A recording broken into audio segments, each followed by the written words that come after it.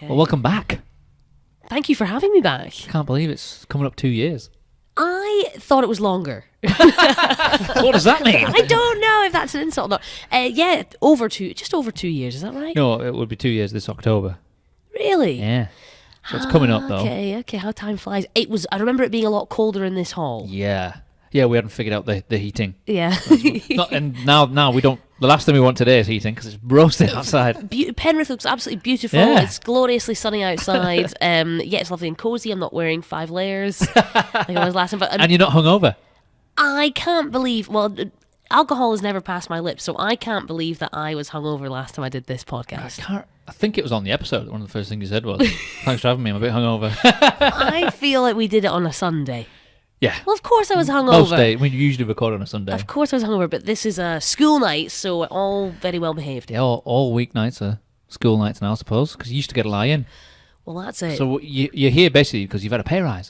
Hey, BBC budget. I mean, there's not much money there, but yeah. So that's why we're catching up, because I have. You were afternoon. I was on now the you're mid-morning. That's right. So what's the time slot now? So I used to be afternoons. Now I'm on air 2. That's the afternoon. No. I have to. You were 2 till 5. That's I remember exactly that. what I keep saying that. And I say it on air. I'm on now 9 till 12. 9 till 12. Which is the mid-morning program. Yeah, but saying the old times, it's a hard habit to break. And saying, You good said afternoon. 3 years last time, so it must have been 5 years you did that then. Almost. 5 and a bit, I think. Yeah. Yeah. Yeah, been on that for quite a wee while. So this is the aim is to sort of move a wee bit up the schedule. So this is a promotion, I think. Mid-morning program. It's a good slot. It means I do have to get up earlier. So yeah, The next one up is is that the breakfast, the main show? The breakfast show is the big one. Yeah. Well, the rule of radio is the breakfast show is kind of where everyone aims to be. Peak listenership is on breakfast. Yeah, of course. School runs and all that. But mid-morning is where I wanted to be. I've always wanted to do the mid-morning show. So it's Not too early. It's not too early. It's taken a bit of getting used to getting up and, going to bed early, no more partying and all my wild rock and roll parties. Yeah, that's all behind you now. That's all done. So I've got to go So to who bed. have you replaced? Who was doing it? So there was Kevin Fernio. Ah, right. So what have you done with him? He finally succumbed to To the basement somewhere. He is doing very well. No, he's like a shamed politician. He's sort of gone to spend more time with his family. Oh, okay. But for nice reasons, which is lovely. And he must do that for a while, didn't he? He sure did, yeah. He was there for a while. He is from Stoke. He's not Cumbrian, so he's gone back home. So right. But a very loved presenter, so always difficult to make that move as sort of seamless as possible, but people don't like change. No, they don't. Initially, people don't like change. Remember when Teddy Wogan said he was leaving? Oh, yeah. Just uproar. He was a phenomenon. But people are fickle as well. If people then liked Chris Evans, he did incredibly well. Yeah, but some forget though, don't they? Yeah. So, but still, it's difficult. I understand that. I respect that. Oh yeah. If you're replacing someone like a stalwart almost who's been there for years and everyone loves them and got a huge fan base. Absolutely. And who's this new person? Yeah. I remember the last time you were saying one of your first. Was it your first job in they used to do the midnight one or the in the middle of the night show was your first one, was it? Oh, yeah. And one of the first complaints you got was, get this jock off the radio. That's right. Yeah, thanks, Mum. So, no, that's right. I did also the Up with the Partridge very early morning show, 5 a.m, and that was the first phone call I got. Yeah, I was terribly excited. So the phones light up, and I thought, oh, yeah. Interactive. It was abuse. So yeah, Kevin was much loved, and I really respect him. So, and I respect how liked he was by listeners. So you have to sort of be clever about that and respectful. But they have hopefully know me from the afternoon. Well, you've show. been there long enough now, surely. Been there long enough, but very different style presenter. We are different, and so that's always difficult. But I'm absolutely, honestly, over the moon. When was your first day?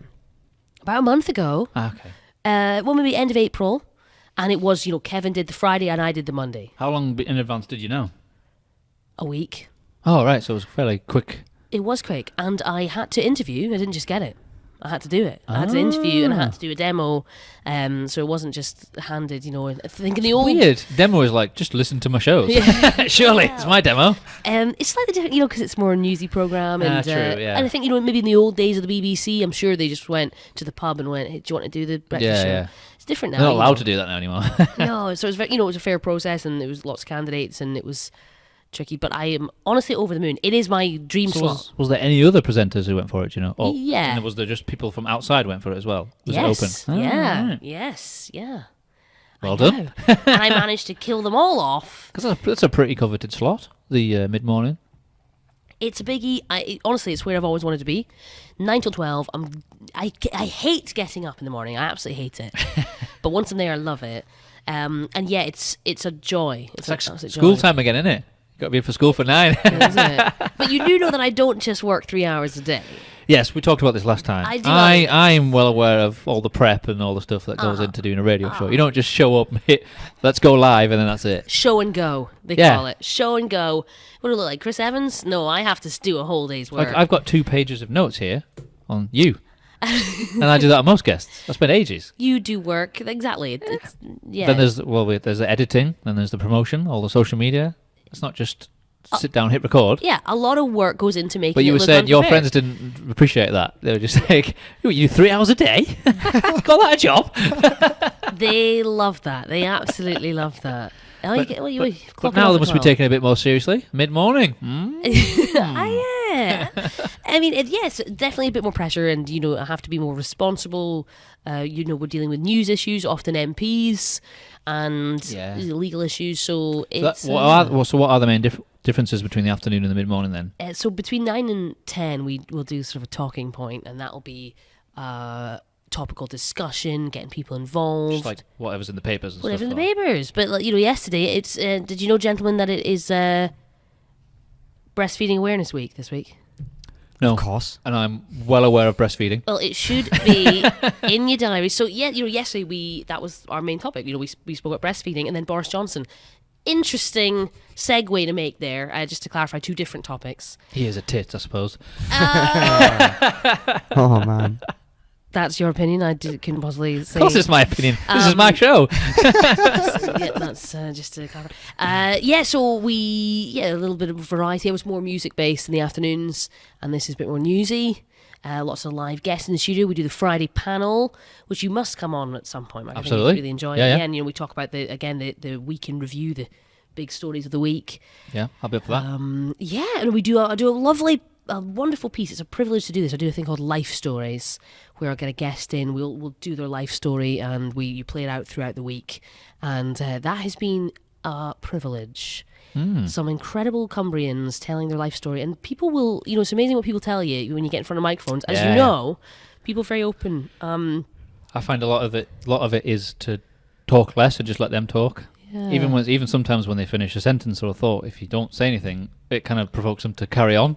They just kind of open up more, I find. That is so true. You'll get a little extra. Always leave a little bit of a gap. You're right. Yeah. And because if they're not finished, you don't want to sort of cut them off, interrupt. because sometimes they're still thinking. Absolutely. But if you start talking, then it goes out their mind. Yeah. Yeah, It's that's a tricky one. It is a tricky one. That's It a depends really on the good- guest as well, because sometimes you feel. It depends how confident you feel they are about. Because sometimes I imagine people would have a great story, but they're not used to doing stuff like live on the radio or something like that. It might affect them a bit. Yeah.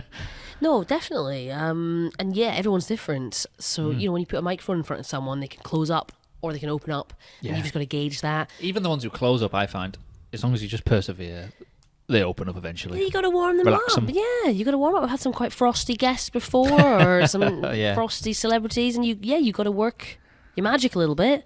And but everyone's been amazing, and that's been quite powerful radio. So that's been lovely to do that. It's a bit So different. did they sort of say what they wanted you to do show wise? Have you been given reins to do some of your own stuff, or have you just been kept on the tradition of what the show already was? Or? Yeah. Well, I think initially, as I was saying, change is a big thing. Certainly in local radio, so you want to gauge that right. And Kevin was very loved, so we're kind of I'm calling it sort of like a soft Brexit. So taking it easy. I'm Life Stories was an older feature. We've been doing that feature for years. So that's not. Oh, my you doing it feature. on that show? They were already doing it on that Yes, show. Oh, that right, is right. an old feature. It's much loved. It's a good one. No need to get rid of it. Absolutely, and I'll do it differently. Yeah, of course. That's the thing. So it's kind You of sort of breathe new life into it. yeah, it's nice to do that my way. So that's great. But yes, no, I do. I have got some creative liberties. I've added a poet. We have a poetry corner on a Friday. I found a local poet. He's fantastic. You should have him on the show. He's very good. And and that's new. So we end the week with a poem. Where did that idea come from? I like poetry. So yeah, it's your show. God damn it, I'm gonna have poetry. It's maybe a little self-indulgent, actually. Yeah, but I thought if we are dealing with the big news stories, so how wonderful to just breathe and enjoy the words and the poet. Yes, he's called James Scott Riddick, and he's very good. So how are Aspatria. Aspatria, that is a bit. That's in the middle of nowhere. So how are you finding it generally? Then was it much of a transition to do? Is it that much different? It is different. Getting up early is a nightmare, but it's good for me. And I have 2 producers. That's the dream. So I was working solo. I've only got 1. No more. Doing the work of 2, I suppose. I was going to say just the work of 5 men. But yeah, 2 producers. So what do they do separately then? So that's a joy. So I was working solo on afternoons, and are they part of the show as well? They sometimes come on air. Sometimes, they'll do bits on air. But yeah, so 2 producers, Emma and Marie. What a great team! We all work really well together. There's a mix of sort of creativity and admin, and they just get stuff done. Yeah, of course. That's a joy. So together, it's a real team effort. Because you need to be able to just focus on the show. If I trust everything that they're doing, which I do, I can concentrate on hopefully presenting it well and not messing up the material. But yeah, we get our heads together at the end of the day. Right, what are the big stories? What are we going to lead with tomorrow? Obviously, if any news breaks, we got to open with that. See, this is the stuff. These are the extra hours, not just not just the on-air stuff, is it? Right. So we might say, right, we're going to lead with breastfeeding, and then we had the Boris Johnson recording, the shenanigans, so we have to put that in, and that was only Monday morning. We wake up to that, right? Because you like your politics. I do. Obviously, I work for the BBC, so I'm apolitical. I have no opinions. No, of course, none. Well, I think you shared some opinions last time you were here. I was hungover. Quick, get us some booze. I was vulnerable. I am very political, and I think that helped in me getting the job, the position, because it's a bit meatier, get my teeth into some newsier stories. So I think people want someone to have opinions. They don't just want you to be like a down the middle, sit on the fence. I think person. So. Yeah, I think you've got to remain impartial, working for the BBC, but also challenge. And you've also got to play devil's advocate, I suppose, with the guests. That's it, because they'll come on with opinions, and you can challenge that. I do try and challenge everything without letting my personal opinions get in the way. But, the BBC, on a weekly, nay, daily basis, we're accused of being left-wing or right-wing, which means we're doing it right because people don't know if we're left or right. Well, that's true. The BBC have taken some shots recently, haven't they? Big time. Yes. TV licences? Yeah. Where do you stand on that? So, this is a really interesting one. And they basically said they couldn't afford it. They blamed the government. That's what they tried to. Well, what I would say is, it is a government issue. Really, it is a political issue. It's a political hot potato. It is of many. It's really early to go into politics, but the Labour government's made it free for over 75s. It has been for a while, hasn't it? 20 years. 20 years, yeah. And now the current Tory government has said, actually, no, can't do that anymore. So BBC, can you sort that out? Obviously, I'm going to say this. I work for the BBC. Yeah. But I agree. If I had something for free for 20 years and suddenly it wasn't free, I'd be furious. Totally agree. I can see that, but this happened many moons ago at a great cost to the Beeb. What I would say is it works out about 40p a day. It's up to you if you think that we're worth that. It does include your radio stations and the telly. Yeah. Also, I would say we had to declare our highest paid presenters, our Gary Linekers, our Graham Nortons. Of course. Sky's never done that. ITV's never done that. I'd love to hear how much Piers Morgan's on. But I do believe we're cheaper than your Skies. Yeah. And your I don't know how Plus, no adverts. No adverts. Which is one of my favourite things. Luxury. Because all the other channels, you record stuff and you just skip the adverts anyway. Well, that's it. Well, that's it. I don't know how much of Sky. I don't have Sky. Sky is expensive. Well, it depends on what packages you have, but you sort of from like 50 quid to like 100 quid a month, which is a lot. I absolutely agree. Like some of our biggest paid DJs are on grotesque amounts. I'm not. Obviously, you get by. If they, Radio 2 wanted to pay me that much, I'll do it. But what I did say to people, to my friends, a load of my friends hate the BBC, and they're brutal. How can you hate the BBC? That's strong. Yeah, I know. They don't think it's worth the license fee. And I said, hey, look, we've got Killing Eve, we've got Fleabag, we've got Bodyguard, Line of Duty, Mrs. Brown's Boys. Of course. You can't win them all. Okay, but we have a lot of great stuff. Strictly, you like Doctor Who. It's a good variety of stuff. So I say that... And that's what the license fee goes towards. Yeah, absolutely. Yeah. It's up to you if you think that we're... I didn't really get the whole uproar. I didn't think it was that big a deal. I was like, it's disappointing, but they've obviously their hand has been forced. If I was over 75, if I was 95 and had it free, I'd be quite upset. But yes, it was a political issue that's now been given back to the BBC to deal with a horrible situation. And it's still costing a lot of money. They got rid of a lot of middle management at the BBC. There has been a lot of cuts. So, it's up to... I mean, there's, it's a difficult one. It is. It's up to you. They also got Slack for their BBC Sounds app. BBC Sounds app. Have I mentioned that? Yeah. What do you make of it? You got it? No. Because all the podcasts I listen to are still available where I get all my other podcasts for. I think they came across as a bit arrogant, thinking that they were going to not be where all the other podcasts are and just have their own app and expect everyone to come to them, sort of thing. Kind of like when Jay-Z did Tidal. Yeah, and all that. Yeah. I think they've kind of relaxed on that now. You can get the BBC Sounds app and most of their stuff's available where all the other podcasts are available, so... As all sort of great new startups say, I think there were some teething troubles. Yeah. Well, I think they listened to the feedback that they got, good and bad, and thought, maybe we are being a bit naive here. Perhaps. It's a good idea. I mean, I was watching, Killing Eve on the iPlayer the other day. I like the iPlayer, but BBC Sounds, it's all there in one. You do have to log in though now to listen to it. I don't like that so much, but have to have an account, yeah. You do have to. I had to sort my mum's out, but she only watches Mrs. Brown's Boys and Pointless. So. And listens to you. Yeah, I was signing mum in, but I think she prefers the chase now. Hey, so you really didn't have long to prepare for this switch then? Not at all, no, not at all. So yeah, the job went up and I applied. I would have been very content to stay on afternoons, but I really wanted it. It really is where I've wanted to be, and I hope I can do him proud. Teething troubles, as always. I'm not going to be for everyone, that's okay. Did anyone disapprove of the choice? Oh, so many. No way. No. No, and people have been really lovely for the most part, absolutely lovely. And, doing what I do, you're going to get a bit of criticism, but yeah, it was part of the job. It's part of the job. People were quite brutal in they posted the newspaper article announcing Kevin leaving and his replacement, Caroline's going to do it. Oh, some pretty brutal Facebook comments. Was it? Shouldn't read him. Wasn't Scottish racist, was it? My dear friend. You should never read these things, but no, of course I did. Shouldn't. Of course I did. Terrible choice, wrong choice. There's the one that put me off a wee bit. Well, it says she's too bolshy. I bet you wouldn't call Jeremy Paxman too bolshy.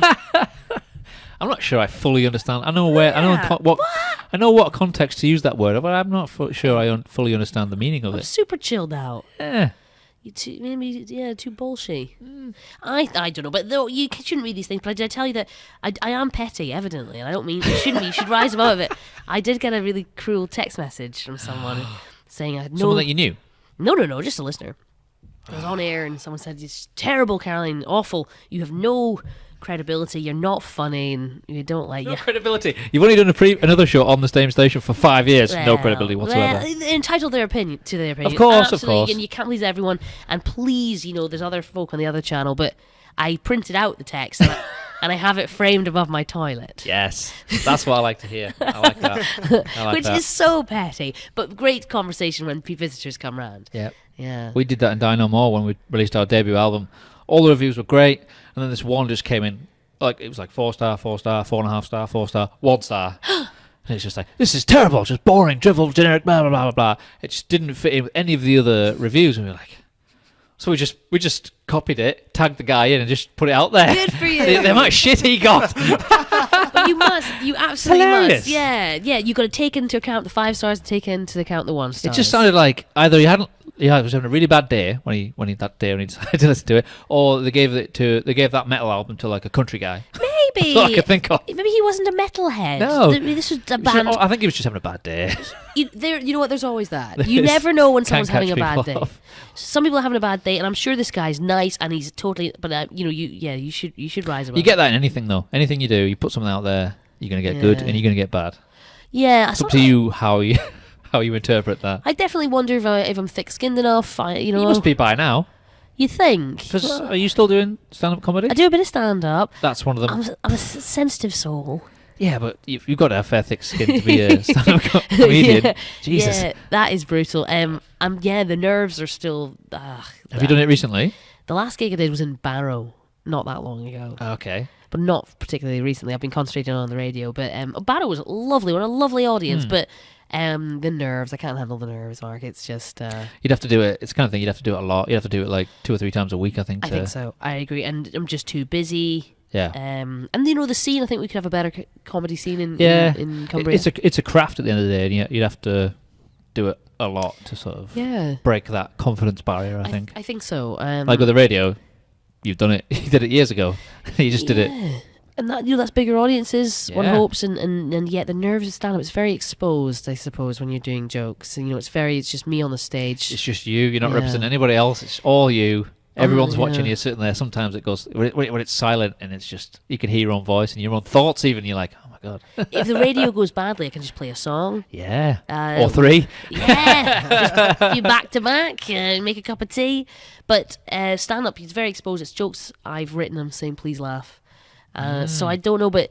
Yeah, I mean, if I ever, I can only imagine the abuse Zoe Ball got when she took over from Chris Evans. That is true. That's on a huge scale. Just for a start, being a woman, that's the first thing that's going to get for sure. picked on. Yeah, it's probably double worse. I think that's slowly changing because you get women doing everything now. So we are doing everything. Surely. We love ruining things as well for you, like Ghostbusters. I won't go that far.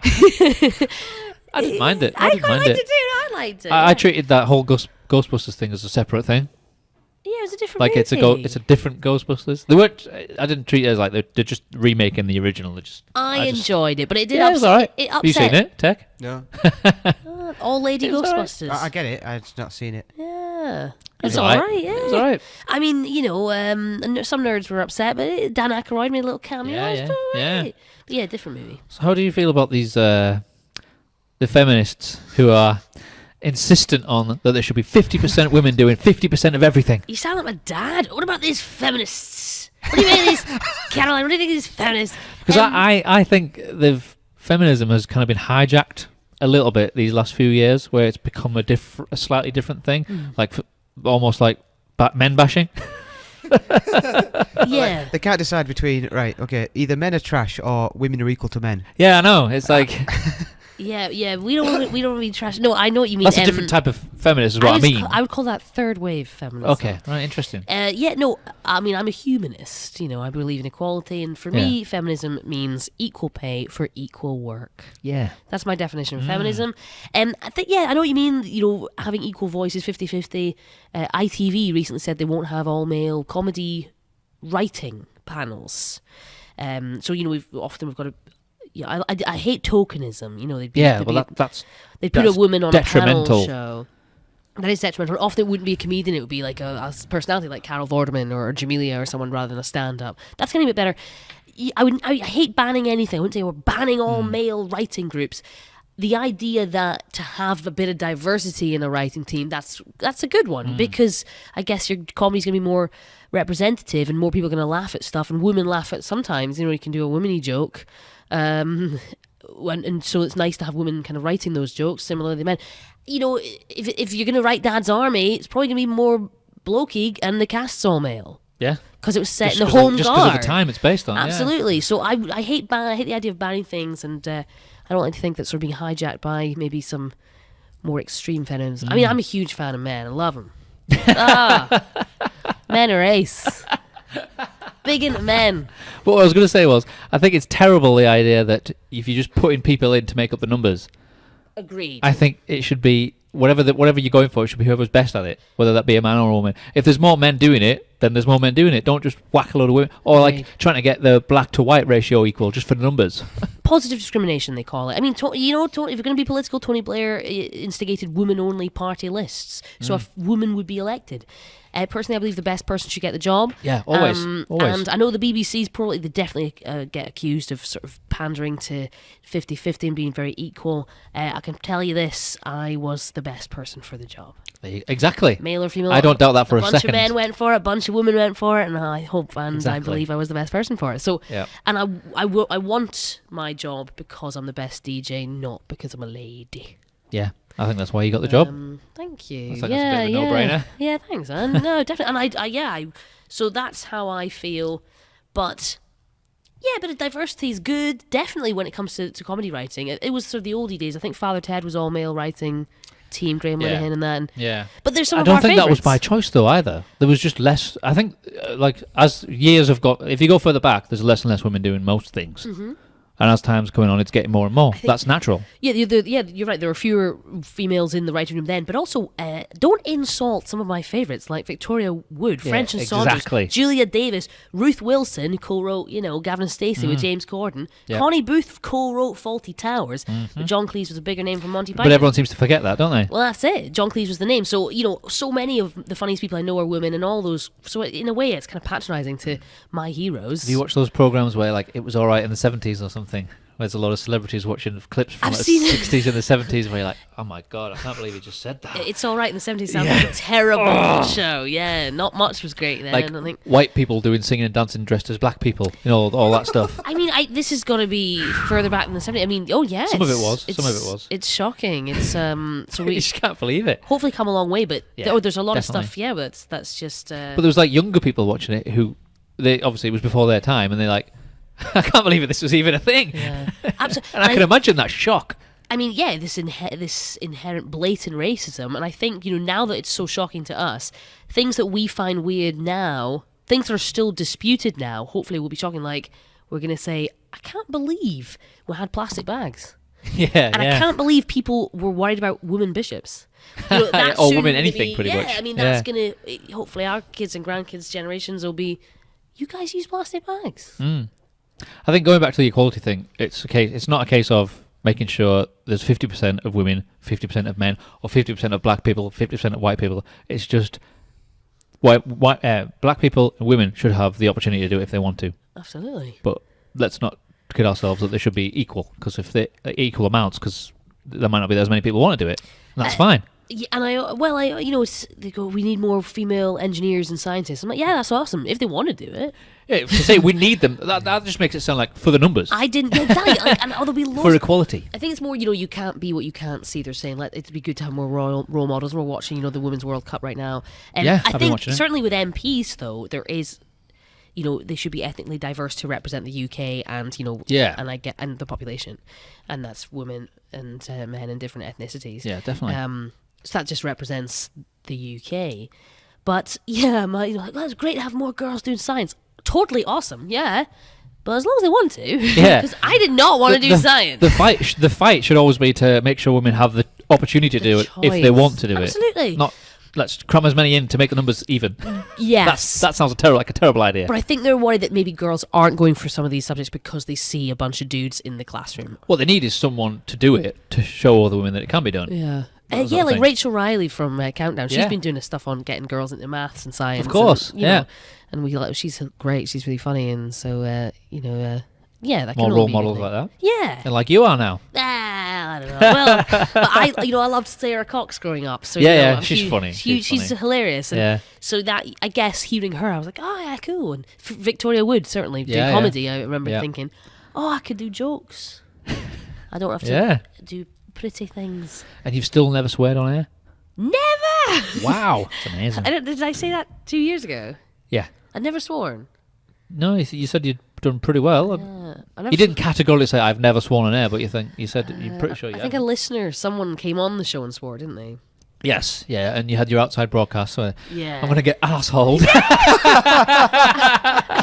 you remember that? No, but I think it was your first ever outdoor broadcast. I'll let you tell the story. It was at Whitehaven Festival. Before all this, your full backstory is on the previous time you were here. So anyone who's interested should go back and listen to it. Yeah, we should. I mean, tell how you ended up here, your whole history. It's all on the previous. I think it's episode 19. I think it is. That's So right, so go you- back yeah. and listen to it. Press pause. Go back and listen to it, and then jump back in. Right, welcome back. Thanks for listening. Hope you enjoyed that. Fast forward. Yeah, yes. Uni and hospital radio. So yes, we're just starting now. Spread that up. We're just starting at the mid-morning. Yeah. But no, first ever outside broadcast, the Whitehaven Festival. And it was bonkers because Ainsley Harriott was there and Anton Dubek. Oh, this was the other thing we were doing last episode, dropping clangs every time she mentioned a name. Oh, yeah. Dropping names. Oh, there's a few more. I can drop a few more names. I can drop down.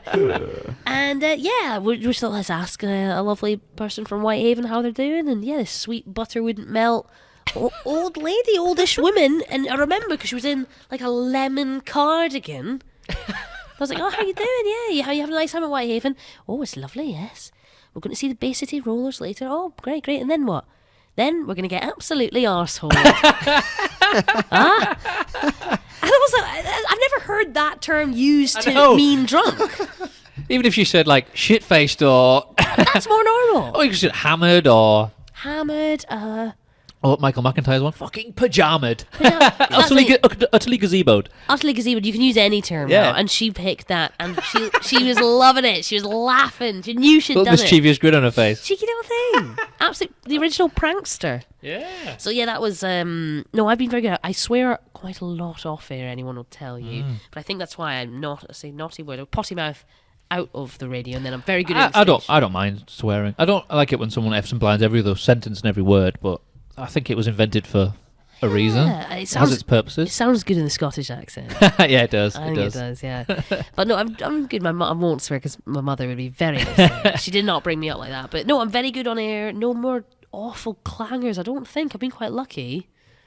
Do you ever have mornings when your brain just hasn't switched on properly, or... Oh, yeah. Yeah, you can't say a word or a sentence yet. Why can't I say that? Yeah. See, in the morning, I always think you're going to get that more often because you've not been up long.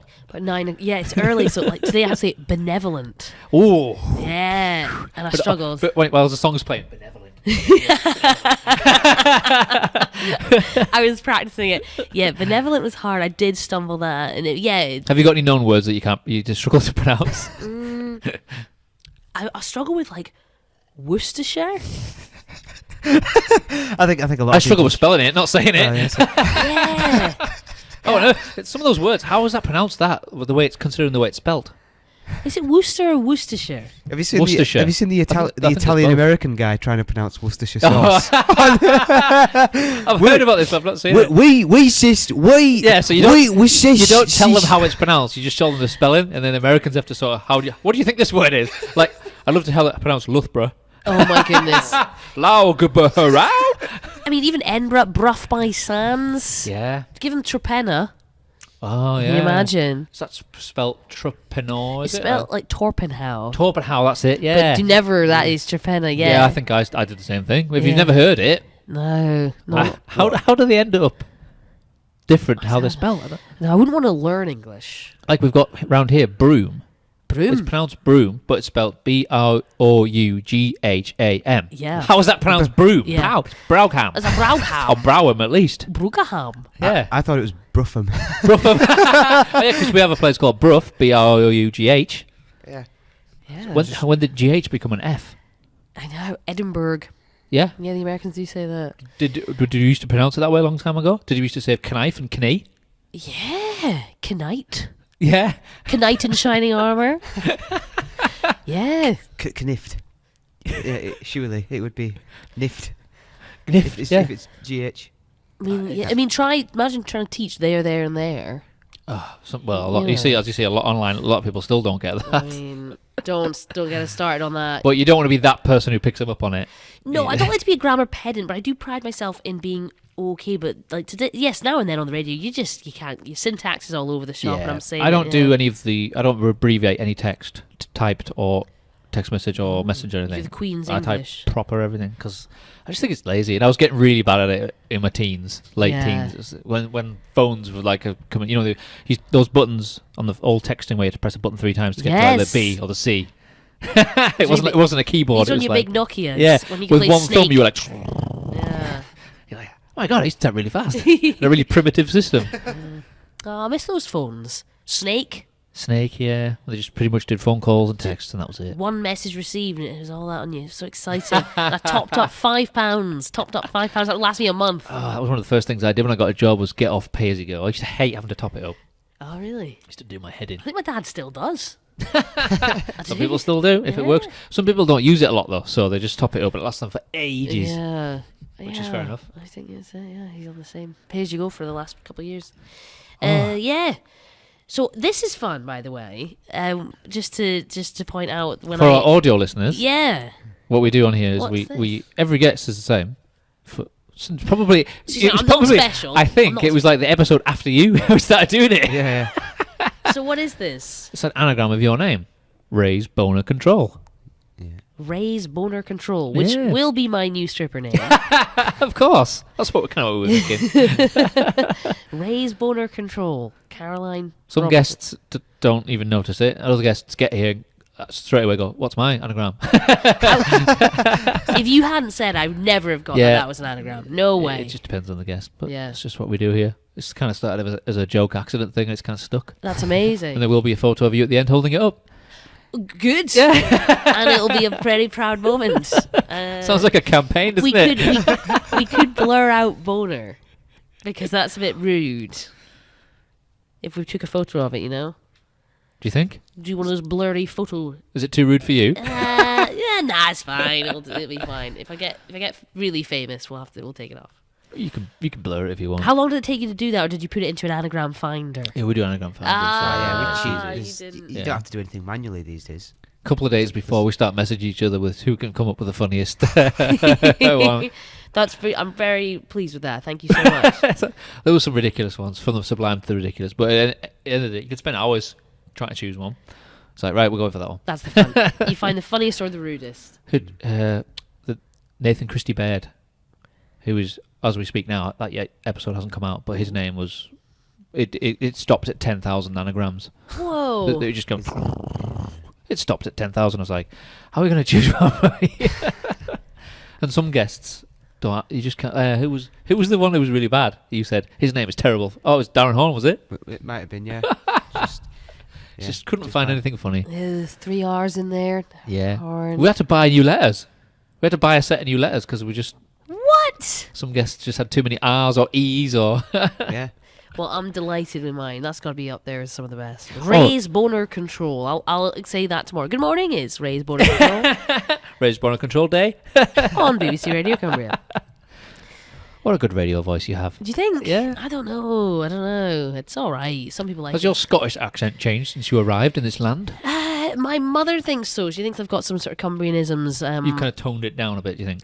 Do you think? Yeah, maybe. Maybe as you did it, maybe it would have happened naturally anyway, because on the radio you're probably a bit more conscious of it.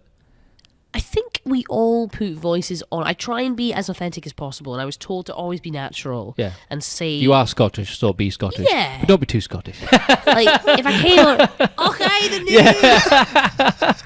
All right, how's it going? Oh, it's like that, is it? It's like that. Yeah, very aggressive. Yeah, no, I am Scottish. I think I've Cumbrianisms. Like I'll go back to Aberdeen and I'll be like, oh, Mum, will you stop twining? And she's, pardon? And my mother is very posh. And so, yeah. Posh but, as in, she's not Scottish? she's posh Scottish. Now, that, you know that's a thing. Oh, yes. So that tends to be sort of Edinburgh. Oh, that's right. Very sort of posh. That kind of Yes. so Miss Jean Brodie. So she's not there. She's she's got sort of posh Scottish. Aberdonians have got weird accents, and then my dad, he's more farming community. Right. So I've got a funny mix of farming and posh. You're right down the middle, I think. That's why I sound a bit like Lorraine. I think Kelly. it's probably, your job has probably made that happen organically as its time's gone on anyway, I think. Yeah, maybe A little bit. I always do silly voices, and my boss has told me to not do those. I like doing voices. What's wrong with voices? I think I'm good at them, but I think I'm funny. other people, as long as you make yourself laugh, that's all. Yeah, of course, everyone else can I've do what they want. tone it down a little bit because my real voice is that. This is it. Yeah, it's My real voice. my real voice, but I'm always doing My something. real voice. I can definitely go more Scottish and more posh. Yeah. But you shouldn't. Like I said, the good should advice just I be got you. was just be. Yeah, we've talked about this with other guests where a lot of especially on mainstream, nobody talks like that. Nobody talks like Yeah. that. Where it's like, hello, welcome to the evening news. That was quite a good Teddy Morgan. No one's going home having, hello, darling, what's for tea? Yeah. It's just not happening. That is very, I don't very know where true. that's come from. Yeah, well, that's the thing. Like, I say, hello, you're listening to Radio Cumbria, rather than, Yeah, I would rather have someone talk to me on a very good just morning. normal. Yeah. Or the news on the news and the weather, the way they go up and down and all over the place. It's like, just talk to me. Tell me what the weather's gonna be like. Yeah. Doesn't really make any difference how you deliver it. Your visibility on the fells today, it's going to be a little bit dry and a wee bit. Yeah, I know. It's hard not And to. finally tonight. I think it's difficult not to do sport in a voice. Yeah. The football commentators always feel they've like- got a voice. Yeah, they have. I suppose sport's a bit different. I suppose, but if you're hosting or you're talking to someone, it should be like a conversation. Yeah.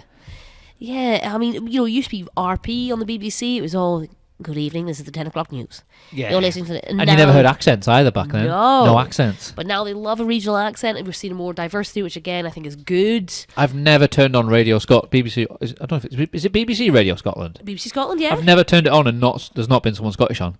I don't think I've ever heard anyone not Scottish on there. It is It's very like in the Scottish. contract. You have to be Scottish. It is very Scottish there. Yeah, I did a little bit of work with them actually. Oh, did you? And it's a really fab place to work. BBC Where are they Scotland's based? Great. Glasgow. Glasgow. Yeah, on the Clyde. And it's Ah. a lovely place to work, and they do quite a few TV shows. Mrs. Brown's Boys is actually filmed there, even though that's Irish. Yeah. They filmed there. Two Doors Down, Still Game, which is done quite well. Yeah. It's translated here. Really, people like it here. So yeah, but it is quite Scottish. Yeah, so they kind of stuck with that. Whereas Cumbria were quite near the border. I think they were kind enough to take a chance on a Scottish presenter, even though I'm not Cumbrian. But we've got a variety of different voices on the station. I don't think it matters that much. I think it's just the quality of your presenting and the quality of the show. I hope, yes. But with we do cover Cumbrian stories. It has a Cumbrian slant, lots of Cumbrian guests, and it's that local element which is unique to us, which is very important. Yeah, and Cumbria is a big area to cover. There's a lot going on. Definitely, and we've got a lot of Scottish listeners, which is cool. But yeah, because we're sort of connected, aren't we? You're right. It's a huge patch. That's really important. We're not far away.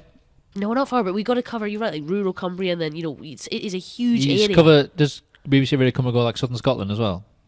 You can get us there. Yeah, I've got like a few listeners in Hawick and that kind of place. That's another one. How is Hawick spelt? Hawick. Hawick. Hawick. How is that spelled? How is that pronounced? Hawick. If I used to think before it's written, it was like Hoick, Hawick or something like that. Not that way. Hawick. It sounds like you're clearing your throat. I suppose it does. Yeah, Hawick. But Yeah. So that's So you're right. We got to appeal to Barrow and Spatria and Millom and then Egremont and Kendal. It's a huge patch, and that's a real honour. I love doing that because I love how different it is. Is the demographic any different from the afternoon show to the mid-morning show at all? Yeah, definitely. Let me think. So we've not really got school run. That's a wee bit earlier, but yeah, no, it is different. A few of my listeners have come along, which is really nice. That's good, But yeah. others said, "Oh, well, we'll miss you in the afternoons because I can't listen in the morning," or and then I've got new listeners on the morning show, and my oldies have stayed on the afternoon, which is great. And then the rest of them you have yet to convert, which I'm sure you will. I'm working on it. Yeah. I'm working on it. Yeah. If I can seduce them from Ken and Bruce, come But here. who are all these people who they'll complain, but you might still get some in like a year's time, but why are you listening then? You're still listening just to complain. I think some people do like that, don't they? They like to be a bit offended. They like to complain, and that's fine. I'll take the listening figures. That's fine. But it's a real dream come true to do mid-morning, honestly. Breakfast is too early. This is the dream gig. I've got the dream slot. It's wonderful. For you, it's just right. Oh, I love it. And I've still got a bit of music, because I do miss the music a bit. And Is it less music, more conversation? It is, yeah, it is, but still a fair bit of music, and again, I get a bit of choice in that. But I'm glad. I couldn't do without music. Well, as we spoke about off-air, I haven't listened to your show because it's not on DAB. Rude. It's not on DAB. No. DAB, this is huge. I know. In my Controversial. car, it has DAB, but it's far too much effort to sort out the FM. It's not. This is a very controversial topic, Marc. So thank you for bringing this up. We have canvassed and campaigned to get local radio on DAB, on DAB. I'm only bringing it up because I want them to be on DAB. And thank you. No, I think me they too. deserve to be. Me too. It would do so much for our listening figures. It's hard to compete. It's going, the tip of the listenership is going digital. Absolutely. Like I say, my car was just built in digital. people are listening. I mean, yeah, no, DAB radios, Alexas, all the smart speakers, they're all digital. They don't do FM radio. we're getting on Alexas and all that. Okay, That's through tuning happening. and all that, I is think it? so, yeah. Well, that's a start. That's So a you good can go idea. play BBC Radio Cumbria. And that'll do it in people's houses now. Yeah, we'll be Put Caroline Robertson on. She's the best. Yeah, so we're I'm working sure it'll on happen, it. surely. I think you know what, they're fighting for it. I've heard. I know it can be. I think it's expensive to do it. There's a Incredibly. cost involved, but it's a bit like when we went from analog to digital TV. At some point, there has to be a tipping point where you're going to have to go that way anyway. I think. But you're absolutely right. There's always a cost to these things. Why is it not happening? That's why. And Because it's all the quality of it as well. It's so much crisper and clearer, and you don't lose signal when you go through town and all that stuff. Going Kirkston Pass, you lose us. That's insane. It's bonkers. Yeah. We need those listeners. We rely on them. We love Even them. just driving around certain part of the lakes. When I obviously I drive a lot, and it comes and goes. Yeah.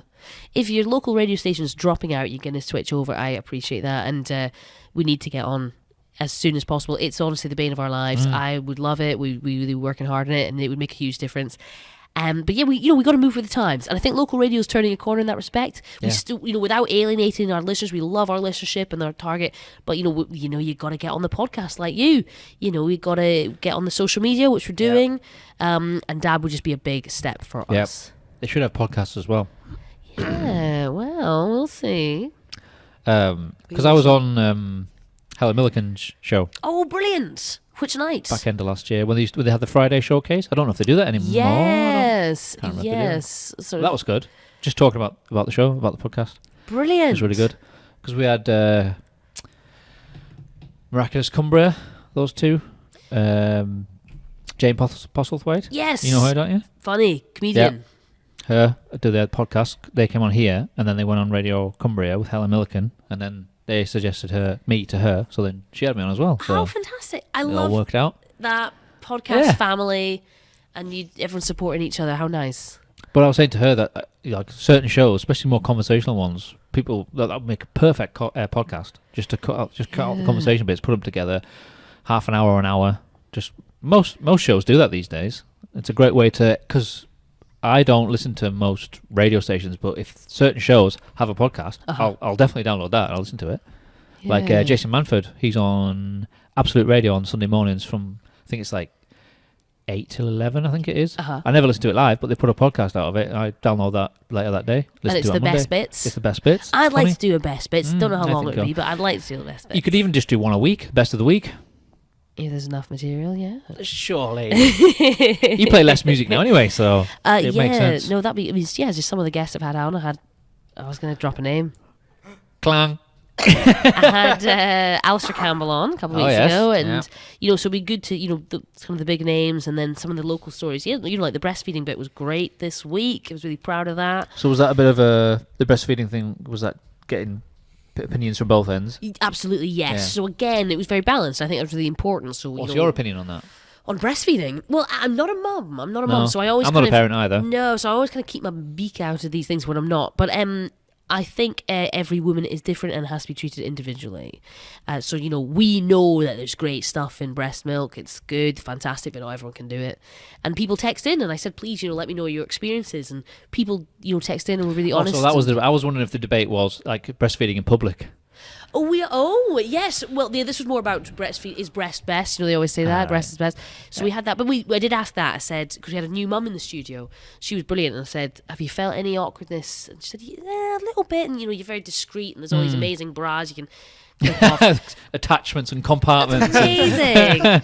The kid's already in it.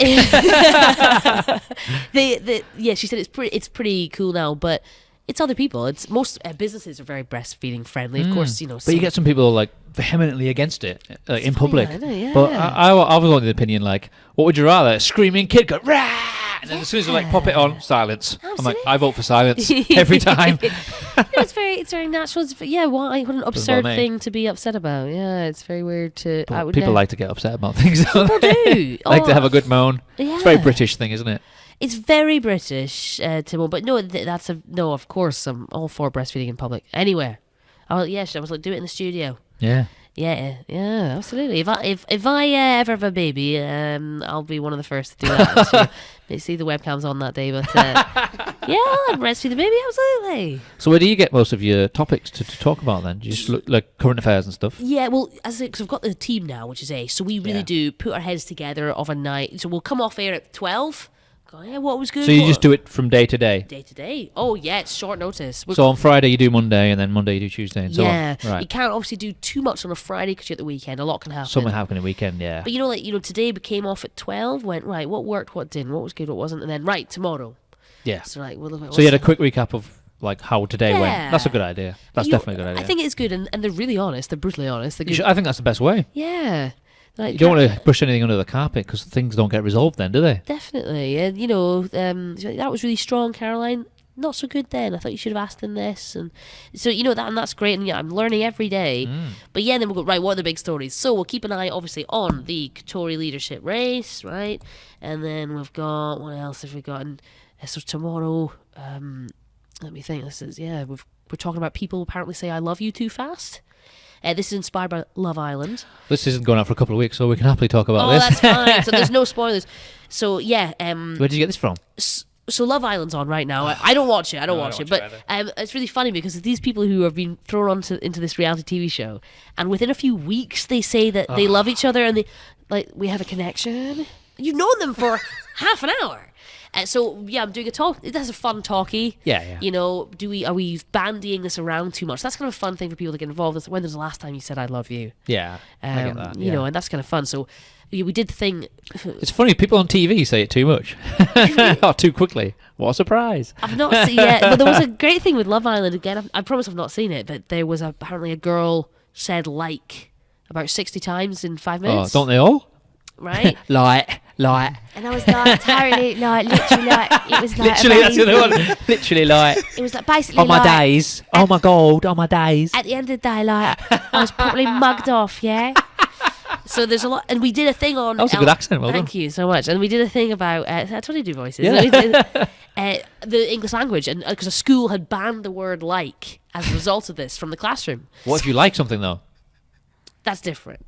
If you're using it as punctuation. Oh, okay. But then I went. So what's your least? What word would you ban? You don't like banning things, do you? No, I don't. I would not ban anything. I think I did pick. I would rather have a conversation with them rather than just outright ban it. Try and educate them. I think I hate when they say could have instead of could have. Could have. That's like should have. Could have. Should have. Would have. Shoulda, woulda, coulda. That's kind of. Well, there is written language for that, isn't it? It's abbreviated should have. Should have, could like have. It's and it is. But I told you I wasn't going to be a pedant. But I'm being snobby. I know what you mean, though. Especially for younger people, you want to try and talk properly, at least at the beginning. And then if they're older, if they choose to talk stupidly, then they can. Here's a fun talkie we did, and I'll put it to you both. So you might have seen in the news that Sophie Turner. Actress, she was Sansa Stark in Game of Thrones. I've never watched. Well, I've watched half of the first series, but young actress. She's been put in the running to potentially play Boy George in a movie of his life. Oh yes, I did see that. In a biopic, right? And she looks kind of like him. Anyway, we had a discussion about genders in films doesn't matter, and so then I said, who would play you in a movie of your life? So have a think. I've already been asked this question before, so I know my answer. Go on. So it's one of two people who are quite different. Okay. It would either be Jack Black or Jim Carrey. Both great men. So your life in a movie is definitely a comedy then. Yeah. A slapstick. Rubber-faced man. Yeah. That's a good shout. I'd probably say everyone says he looks like me. Is it James DeFranco? James Franco. James Franco. I like that you added a duh. Someone said it. I think someone told me that once, but they said DeFranco. So I was like googling, going, I don't think I know who they mean, but it must, James Franco. Unless I'm being cruel, and there's a James DeFranco. I think there is, but definitely a James Franco. That's not who they meant, but yeah, James Franco. Okay. Yeah. Well, I picked Danny DeVito. Obviously. Yeah. What about other suggestions? I love Danny DeVito, but so the point was you pick men. If you had to pick a woman, because if they're going to switch to the sexes in the Boy George film, if you had to pick a woman, yeah. But the James Bond talking about doing a woman James Bond, weren't they? Well, potentially. I don't think that's going to happen. No, I would rather just have a Jane Bond. Just write another great part for a woman. Exactly. Yeah. To like shoehorn people in just to like. It makes no sense. Just so we've done one of each. To me, that's absurd because I don't want to mail Mr. Marple. Agatha Christie wrote Miss Marple. Yeah. And, the Indiana Jones is Harrison Ford, so let's not have a female Indiana Jones. What they did was they wrote Lara Croft. Exactly. We got a female, so and it works. Just write better female parts. The difference, that's James Bond, so I totally agree. I'd keep it as a fella, because Ian Fleming wrote a dude. I do think the Doctor Who thing is blown out of proportion, because he is an alien, so an alien could take any form. Plus, so that was, for me... Doctor's not gender specific either. They're all Totally. Doctor. So that for me was like, oh yeah, that makes sense that can be a woman. Whereas James Bond was written by Ian Fleming. The whole thing is James. It's not like Jane Bond, is it? No. It's James Bond. No, but yeah, so I would argue, I don't watch Doctor Who because I'm not a child. That really upsets the nerds when I say that. I've never watched it because I'm not a kid, but oh no, I didn't care. I thought it was, it makes sense as an alien. Who cares? It's got 2 hearts or something? I don't know. But James Bond would be weird. Let's just write other great female parts that are new. Well done. We don't have to play I that. agree. That's how I feel, yeah. So I'm going to have to listen to your show tomorrow then. So what else are you doing on tomorrow's show? This is terrible. I came straight from work, so Did you? my head is frazzled. So bear with me. Give me a second. So people saying I love you too quickly in a relationship. Are you talking about Love Island in general or in relationships in general? No, and inspired by Love Island, and then we'll talk Okay. about generally in relationships. Yes, Right. People are saying I love you too quick, but then you will say, when did you last say those 3 words? I see. And people say, I said it to my dog this morning. I said it to my husband yesterday. Yeah. So that's kind of a good talkie. But do we say it too quickly? I don't think we say it enough. Probably in Britain. Probably, yeah. But in reality TV, it's an unnatural place, isn't it? So they all fall in love very quickly. Yeah, it's all fake, really. It's all fake. Take it all with a pinch of salt. I've remembered what else we're talking about, because Glastonbury opens tomorrow. Yes. Obviously, when this podcast goes out, it'll be all over. But done? Glastonbury's tomorrow. So we've got a local lady on from Cumbria who's written a book about, it's a festival survival guide. Ah. So she's got some top tips on how to survive What's she music called? festivals. Nina from Whitehaven. Okay. Right. And yeah, she's got some top tips. If you're going to any festivals, any Cumbrian festivals, we do some great ones here. If you're going to Kendal Colony and the like. But yeah, she said wellies aren't that good if it's muddy. No, because if it's really muddy, they get stuck in. Yeah. Can't. Walking boots, she Walking said are better. boots, yeah. They just get clogged This up. blew my mind. Well, I actually learned it the hard way. Did you? Lost a welly, and I was like, Download festival? yeah, 2012. See, being a metalhead, I knew It was the one where you could get your wellies right in, and you could do like Michael Jackson Moonwalker, where you could like lean all the way over. Whoa. and come back up. It's looking like it's going to be that muddy in Glasgow again this year. Yeah. Download got lucky. It rained a little bit at the beginning, but it ended up being alright. You didn't go this year? Not this year, no. I've not been for a few years, actually. Disturbed? Slipknot? Yeah. So So there's it's not, that. yeah. No, apparently it went well. The lineup was pretty cool.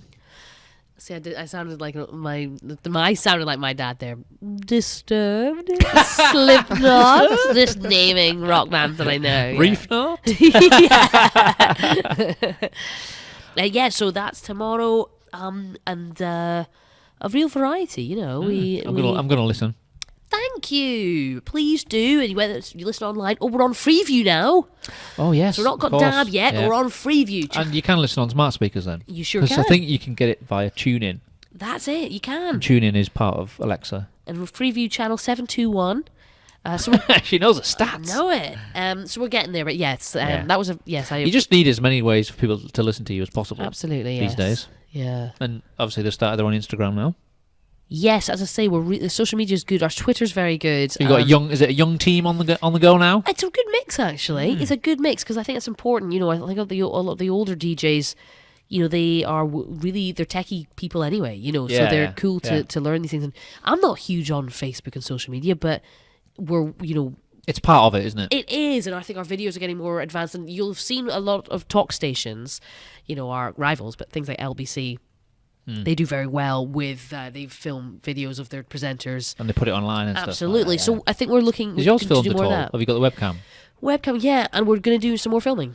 So if there's a Good. great guest, for example, you know, our breakfast presenter had Rory Stewart on this last week because he was going for Prime Minister, not anymore. But so we filmed that, and we filmed Mike. It's just another way to Doing it. reach people who maybe didn't listen to the show. Sure, Different. It's a different audience. That stuff. Short video clips. that's it. Clip it, and it goes out in a tweet or whatever. They all do it. BBC, all the news channels do it. Their guests, their debates, Yeah. everything. That's kind of world we live in. You scroll through and you see short videos. You know, it is the world we live in, and that's how people consume news now. And if it's a 30-second tweet, or done. sometimes it's a couple of minutes of a guest talking about something. Sometimes you get like a bit of gold where they'll open up about something, and you go, "Got them." Totally. It's got to be great that first sort of 30 seconds, hasn't it? Before they're gone. Plus, it also depends on how you word it. The headline, whatever it's called. You don't want to be misleading, but it needs to be to the point to make someone click on it. We don't want fake news or clickbait. No, none of that. No. But, so we are. I think that's really cool. It's a good idea. It's been a pleasure to be working in local radio whilst it's kind of changed over this time. You know, it's because a lot will have changed since you've been there. Yeah. How long have you been there in total? And oh my goodness,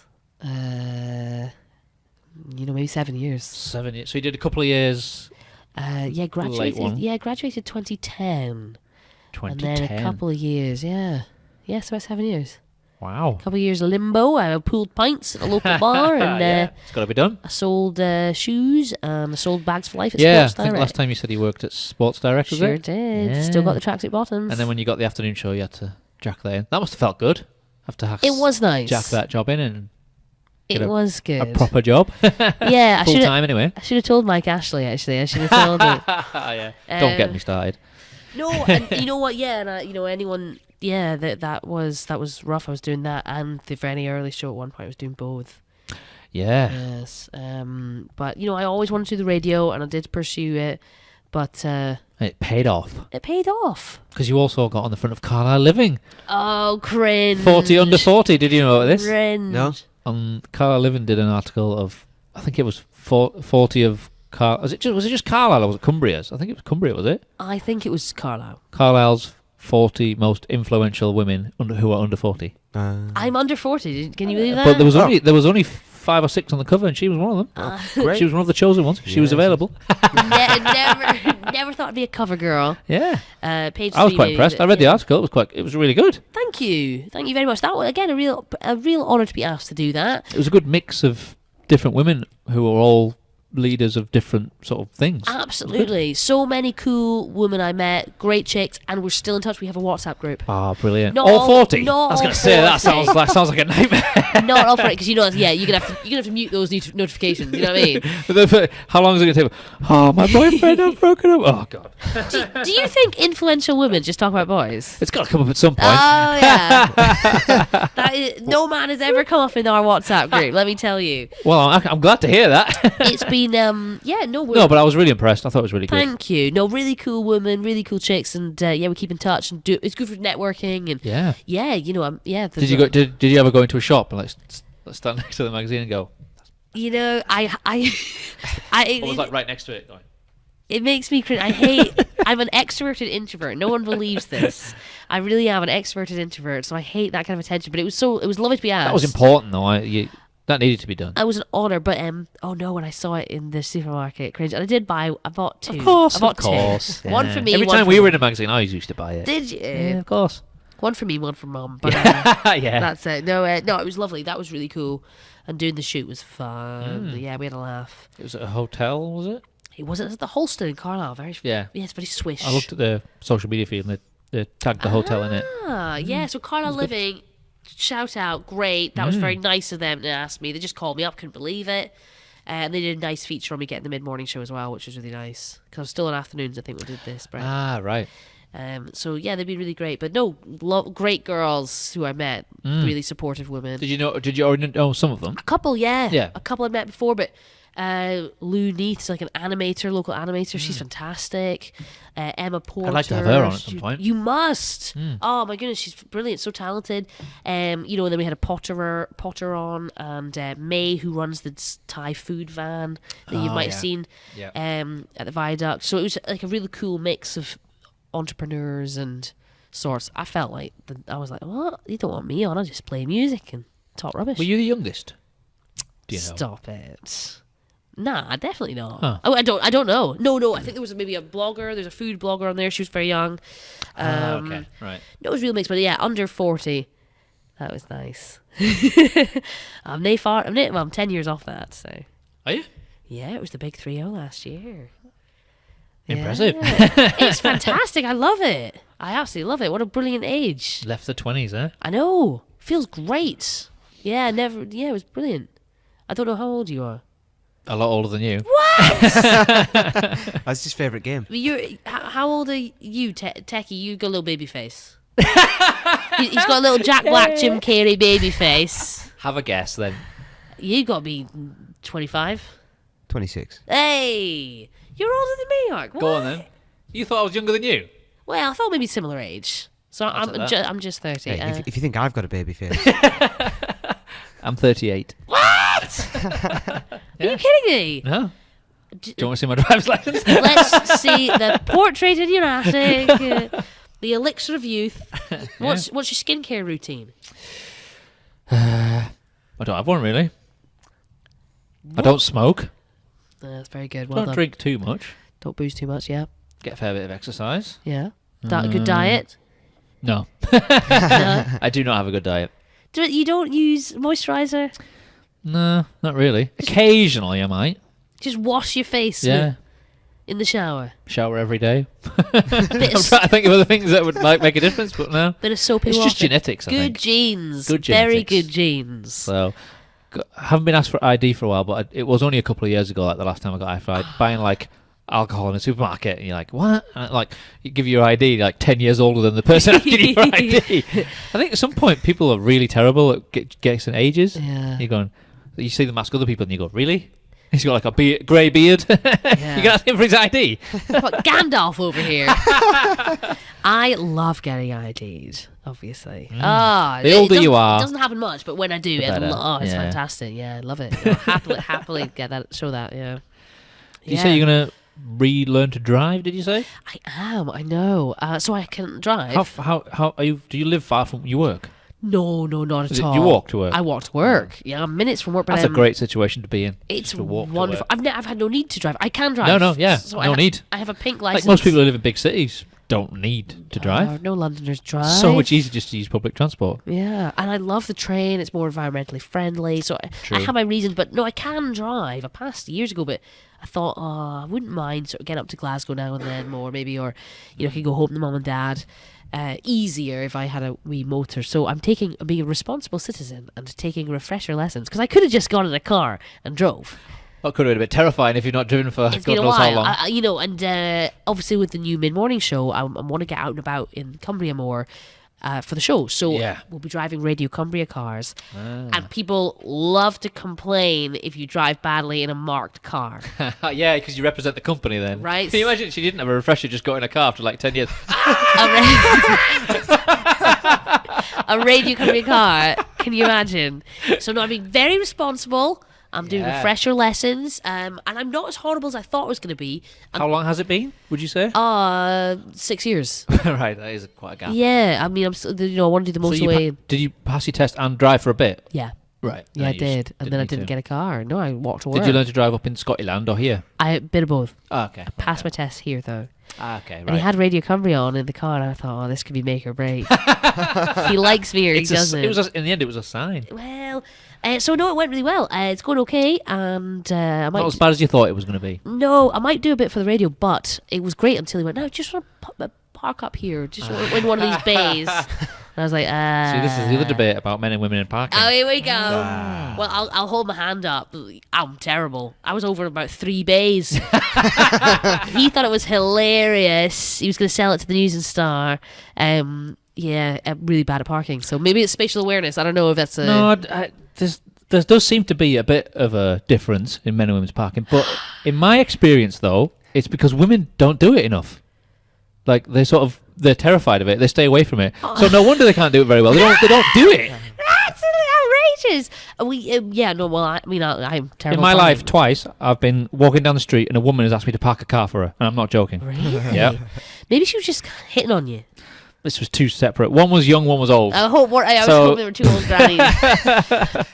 No, I think, my mum's a way better driver than my dad, I would say. But no, I'm not a natural driver at all.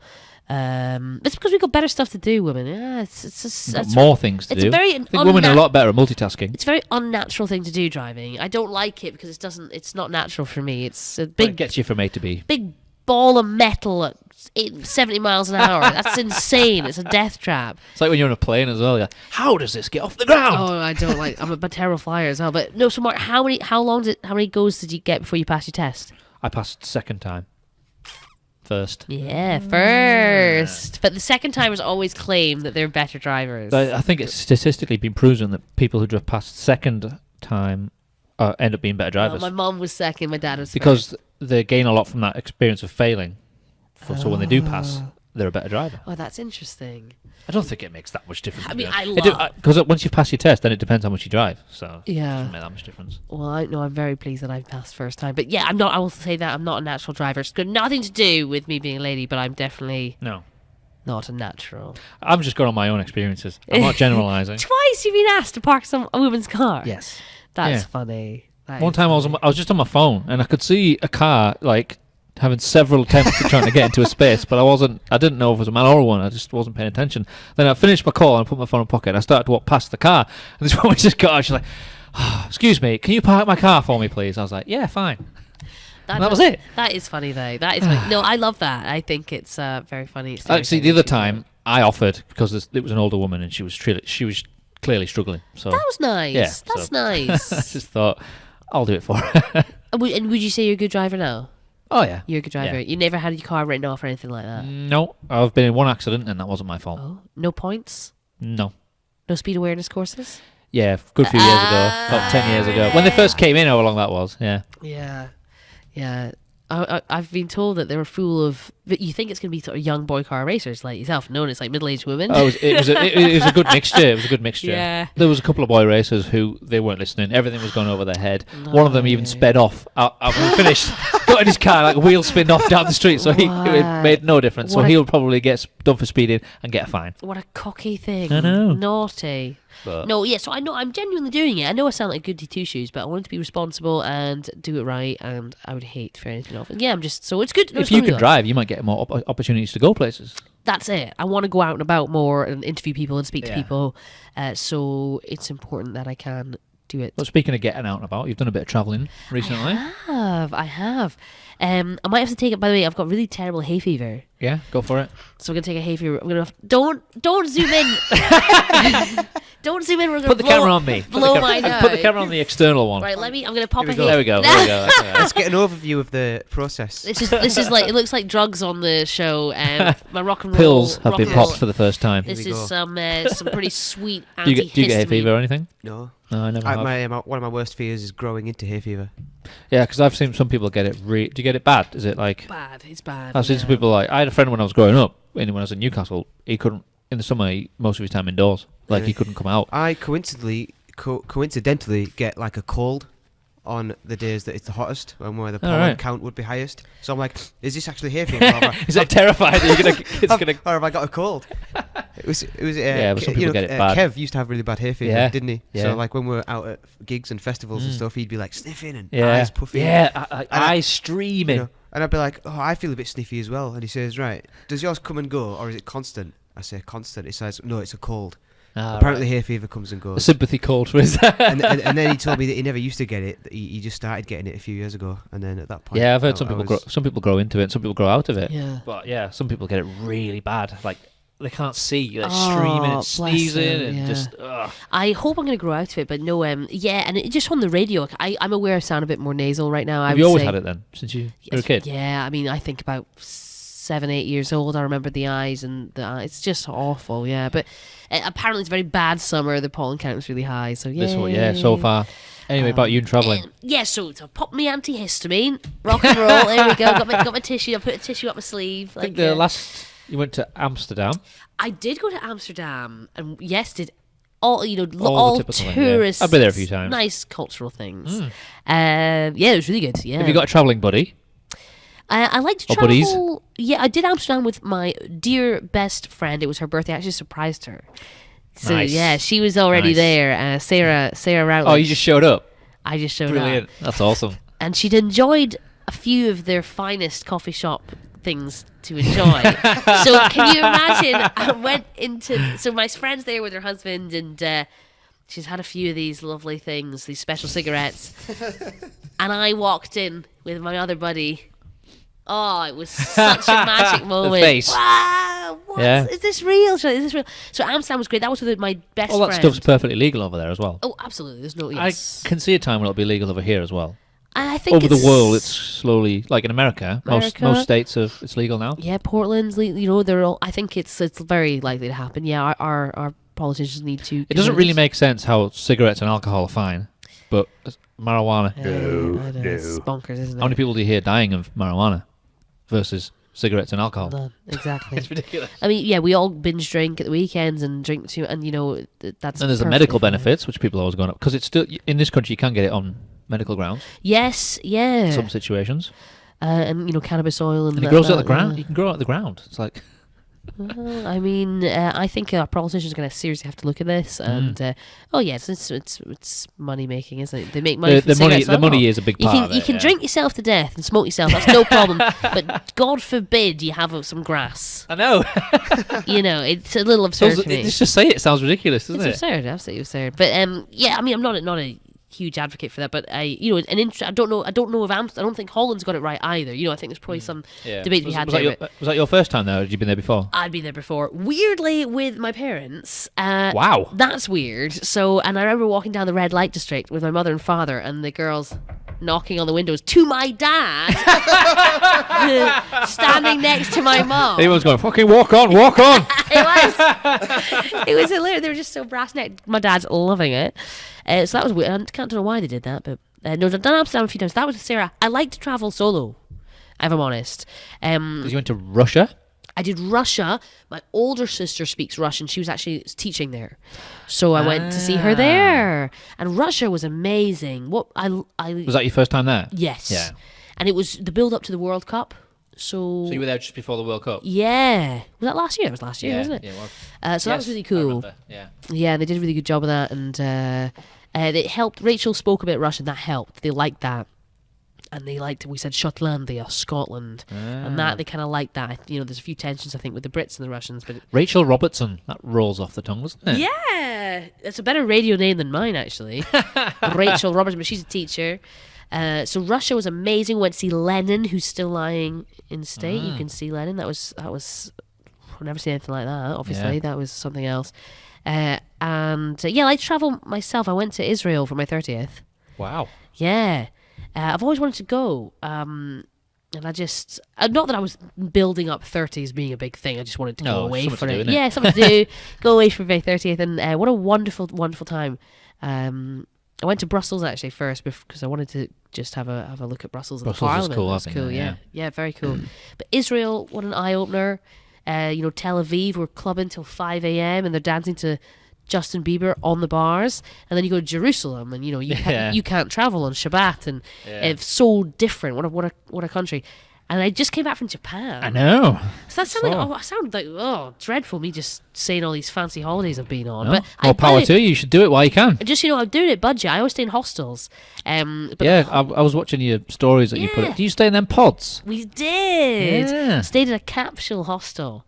It's funny enough, because just before you did that, I came across a YouTube channel that reviews not just pods, but all different types of accommodation all over the world.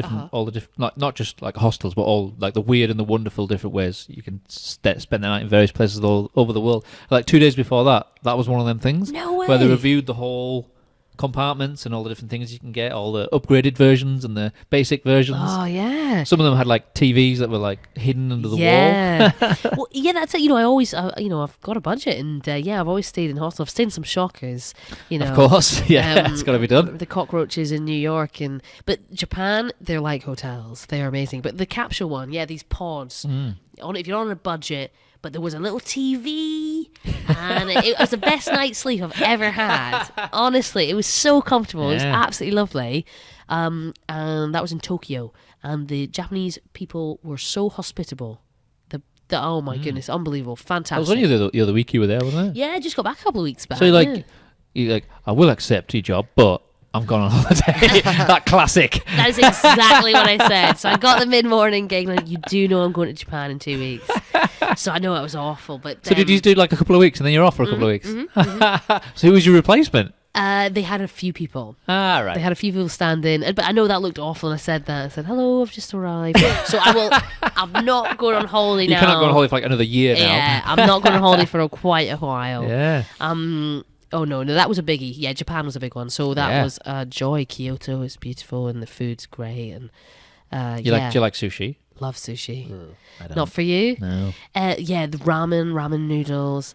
But it's mad, it's what a place. Different way of Godzilla, life. big Godzilla in the middle of the city, and the maid cafes, and Wasn't that those two lads from Rival Bones that were telling us about their stories when didn't they do a tour out there? With the squashy ballards. Oh God. They were coming across ballards where it just looked like a normal ballard, but the top 6 inches was just foam. So you'd go stand on it and you'd what?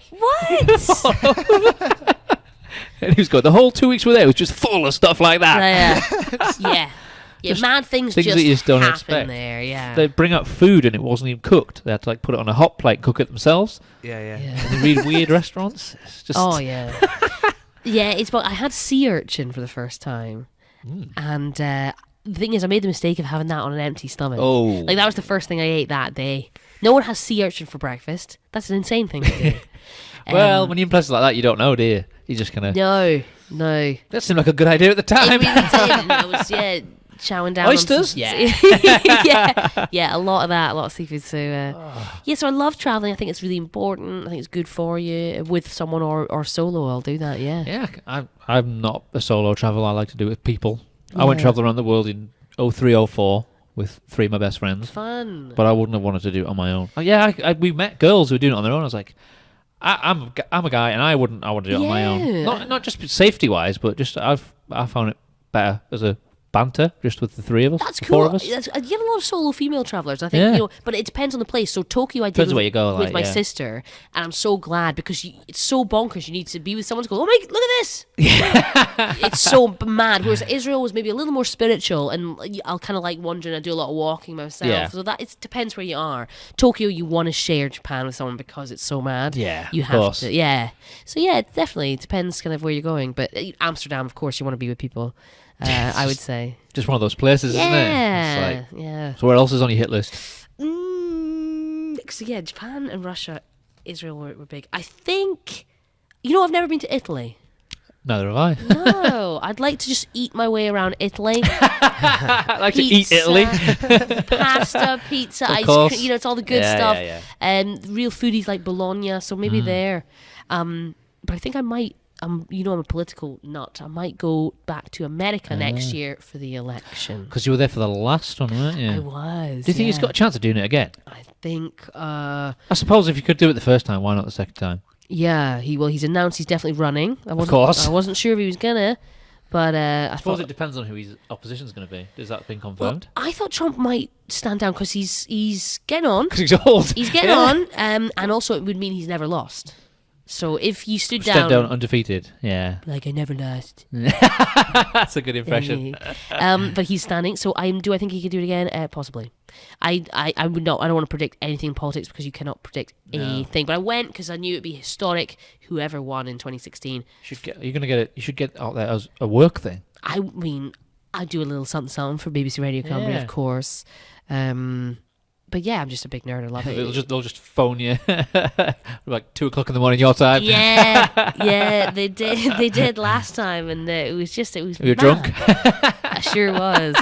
In a New York bar, and I think he'd just taken a big state. Yeah. And it was mad. I called Mike Zeller at breakfast on BBC Radio Cumbria. So when will the election be? End of next year? It'll be November. Again, It November was 2020. November 16, wasn't it? Yeah. So I might do that. We'll see if I can get the time off work, and but that was something else. I'll never forget that. Yeah. So maybe that. But I'll go somewhere else this time in America. Maybe Yeah. Nashville or something. Yeah. Yeah, New Orleans or something. Yeah. Somewhere in Texas. Yeah. Well, I did Austin. Maybe Dallas. Yeah. Yeah. It's such a big place. You just take your choice. Yeah, go to maybe a Democrat and a Republican state. See how it is. Yeah. Maybe Mexico. They're different again. Yeah. So traveling's very important to me. I sound like I'm really flashy and all that, but I promise, You've got to do these things while you can. Yes, that's it. Absolutely. I'm doing it while I'm still young before sort of settling down if that ever happens. But No, I do it on a budget. Seriously, some of the places I've stayed are something else. You've only just left your 20s though. In Yeah, 10 years' time, you'll be doing it completely differently. You're like, hotels only. Do you think? yeah. My sister said she doesn't like the hostels, but I love Like, them. I wouldn't. The stuff when I went traveling, I was like 22, and now I'm nearly 40. So I would not do like we backpacked. You like a bit of luxury. Hardly now. any clothes in the bag. Just staying at some horrible places like cockroach infested. Yeah. Didn't bat an eyelid. Didn't bother me. I wouldn't do that now. You want a bit Not of a luxury chance. now. You're Yeah, getting on I've a done bit. all that. I'm not doing that again. Oh no, yeah, I was getting bed bugs and all that, staying in absolute dives. But it's also when you're younger, I found just like sleep didn't matter. You could just do No. function. Like now, I have to have sleep. It's like become a priority. You know, you're getting older. You need Yeah. your 8 hours. Your hangovers are getting can't worse. Like I have to like last night, I made sure I went to bed early because I knew I was doing this. Really? Because I have to food, water, sleep. My brain needs that kind of food to just be able to have this kind of. And Especially when- sometimes when you sit down and have a conversation like this for 3 hours and you want to be on it for the full 3 hours. When you finish this tonight, are you just gonna go straight to bed? No, it takes a while to unwind. Actually, it reminds me when I used to get back from gigs, I couldn't go straight to bed because my brain was just like, why? I sometimes get back from these and I can't just go straight to bed because I'm still thinking about things. Really? Yeah. Or sometimes I'll go and sit and not like listen back or edit it or do some show notes or something like that because I'm still wide awake. Yeah. But it's before it when I'm like, yeah, I need my sleep. Afterwards, it doesn't matter. Same. I used to, I was like, I'll sleep when I'm dead. It's fine. Now I love sleeping. Was it Drake who said I only love my bed and my mum? Like, I love my bed so much. I think it is just as you get older, it makes more of a difference. Oh my goodness. Like you're almost bulletproof when you're in your early 20s. Yeah. Nothing matters. No, I was going out. Yeah, going out and getting drunk bonkers. 3 nights in a row. Oh, Doesn't no. matter. Doesn't matter. That sounds hellish now. Now I would have to if I went out on the Friday, I'd need Saturday and Sunday to be ready for the Monday. The recovery time's Yeah. longer now, Oh, isn't it? Yeah. It hits you. Yeah, and being in in a nightclub now is quite nightmarish. I used to love it. To be fair, I never used to enjoy nightclubs anyway.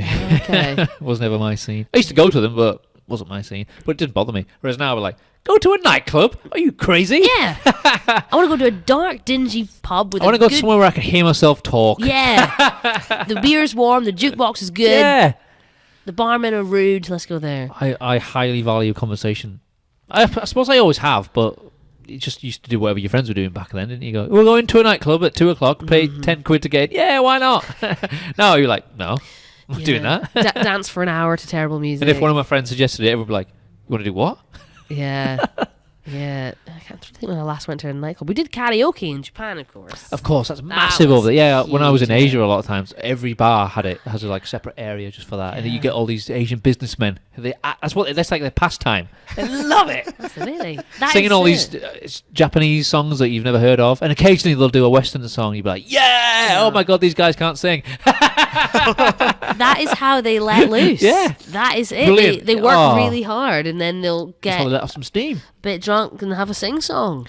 I would love. I think more bars around here should I'm do more that. into that actually. Yeah, I thought I'd this do would be that. fun. This would be a fun birthday party doing this. Because you got the internet jukeboxes now. They've got every song under the sun in, Yeah. and then all the lyrics are linked to the internet. So Yeah. What's your karaoke song? I can do a good Johnny Cash. Nice. Do Ring of Fire. Fun. That's good. I don't really have any No. special. No go-tos. No, not really. No. What about you? Amy Winehouse. Oh. Always Amy Winehouse. You know I'm no good. Or I'll do Pulp. Disco 2000. It gets people going. Of course. It's always a banger. Yeah. Yeah, I went to a wedding back end of last year that had a DJ and a master of ceremony, but for an hour, an hour and a half, and right in the middle they did karaoke. And you could just go up and put your name down, take turns. At a sing karaoke. wedding? Yeah. It wasn't. I had the same thought. I thought, oh my god, this is going to be horrific. It's kind of like a cat being strangled, but the only people who went up were people who could sing. Hey. Maybe that's why they did it earlier, because people weren't as drunk. If you do it at the end, people who know they can't sing they'll have 10 pints and go, I can sing. Well, we can all sing after 10 Yeah, of pints. course. Maybe they knew they had very talented guests. Maybe they were all planted in the audience. Yeah. But I thought it was a good. It worked on that particular occasion. It worked. Nice. Very good. Very good. Did you say you're going to a wedding soon? Oh my goodness. I'm at that age. I've got 4. I've got 4 so far this year. Wow. As far as I know, 4. and none of them are mine. They're all friends. So yeah, of course. But yeah, we're getting to that age, sort of wedding ages and babies now. So 4 o'clock comes to us all. I think about two in Cumbria and 2 and hello to my the lovely my dear friends. Of course, I'll be there, but they could not be harder to get to. Isle of Wight. And Cornwall. Whoa! Now, both beautiful parts of the country, and it'll be gorgeous. But are you kidding me? Getting there. So the logistics. As long as it's not on a weekday. It's a logistical nightmare. Yeah. So yeah, I'm already like, right, so I'll fly to Exeter and then to get a car. I don't know if I should. Yeah, so that's fun. I'm joking, that's wonderful. I don't mind the odd wedding here and there. Yeah. Around there. I mean, I don't think it's something I would. If it ever happens, You go minimalist. I'm gonna go minimalist. Or Elvis will do it at Vegas. Of course. Yeah, maybe Gretna. I mean, it's just not something I like. And then I'll have a big party. Yeah. So I won't do the wedding in front of everyone, but then I'll have a big party when I'm back. That's all everyone's bothered about, really, isn't it? The drinks, have a free bar, put on some pizza, done. What more do you need? Get a DJ, playlist. Get the photo. Yeah. It's not really my bag, but you never know. But it's not really my bag. Yeah, some people spend like 15, 20 grand on a wedding. You're like, That's for obscene. one day. No, that's bonkers to me. I'm too Scottish. I'm too tight. That's Too Scottish. That is just bonkers. I know. Are you married? No. No, it's just it's great. This is not for everyone, I don't think. No. Same with kids. You don't have to have kids, do you? No, it's again not something. I was part of a conversation the other week with some people that were talking about the couple who had a kid were like saying, oh, you're not part of society if you haven't got kids, sort of thing, or you don't understand this because you haven't got kids. And it was to someone younger actually, and I didn't get involved, but I was just thinking, what weird stance to take on it just because you haven't had kids. I mean, if you're not a parent, okay, sure, there's maybe some things that only parents can understand, but like children can still very much be in your life even if you don't have your own. I think Jennifer Aniston really cleverly, she was sick of getting asked this by press, because she's not had any kids, and she's like, I have nieces and nephews and kids that I love, and my friends have got kids. The kids are a huge part of my life just because I'm not a mother. People are still very judgmental about that, I think. But it's not. If we There's can't too all. many. I'm gonna say we can't all have kids. There's too many of us as it is. There's far too many. I'm being environmentally friendly by not having children. I always say that. Is it China where they've restricted how many kids you can have? It certainly was for a bit. It was sort of one. It was 2.1, Population wasn't it? control. Yeah, it was one for a while, one per family. I don't know if that's come. I think they might have changed, but yeah, no, there's far too many. If anywhere was going to do that, it was going to be China, wasn't it? Oh my goodness. Yeah. I did. Was there still a lot of censorship over there when you were in Japan? Or So anywhere? Japan was. I spent about 12 hours in Beijing, so I got a teeny bit of China, but I couldn't leave the airport because you need a special visa. So I had 12 hours in China. Not that I noticed it, but I didn't get to see it. I mean, I'd like to go back. Obviously, very much in the news at the moment, so I would like to go back. Japan was interesting. It's sort of strangely liberal and then not at all. Right. Very traditional and then very liberal. So they've got sort of interesting pornography right in Japan, but it's quite censored. Without going into too much detail, do you know what I'm talking about? Yeah. So it's quite interesting that the Japanese culture, and then they're quite reserved in many ways, incredibly polite, very reserved, and then quite extreme. You get them at like live events, like MMA. I know in Asia, and like most live events, there's not the same atmosphere because they're not like because they're just watching, they're just sitting and watching, and at the end. You get the applause. Yeah, we actually saw some wrestling. It's just how it is. Yeah, everything was so polite. If people go there performing, not knowing that, no one's told them, they're like, this crowd is really difficult. They're not doing anything. What have I got to do to get this crowd going? And then you finish and you just get a round of applause. Yeah. And they think, oh, we did terrible. We're just monsters in Britain. We're going wild. Or in America. Before you even start, come on! Yeah. Just bleed! Kick him in the head! At the opera. I think it's just a total different culture, isn't it? It's such a different culture. And it was so polite. So polite. It was so lovely to see. And, I think we can both take something from it. And it was... What do you think of the attire especially for the women. Are you into all that?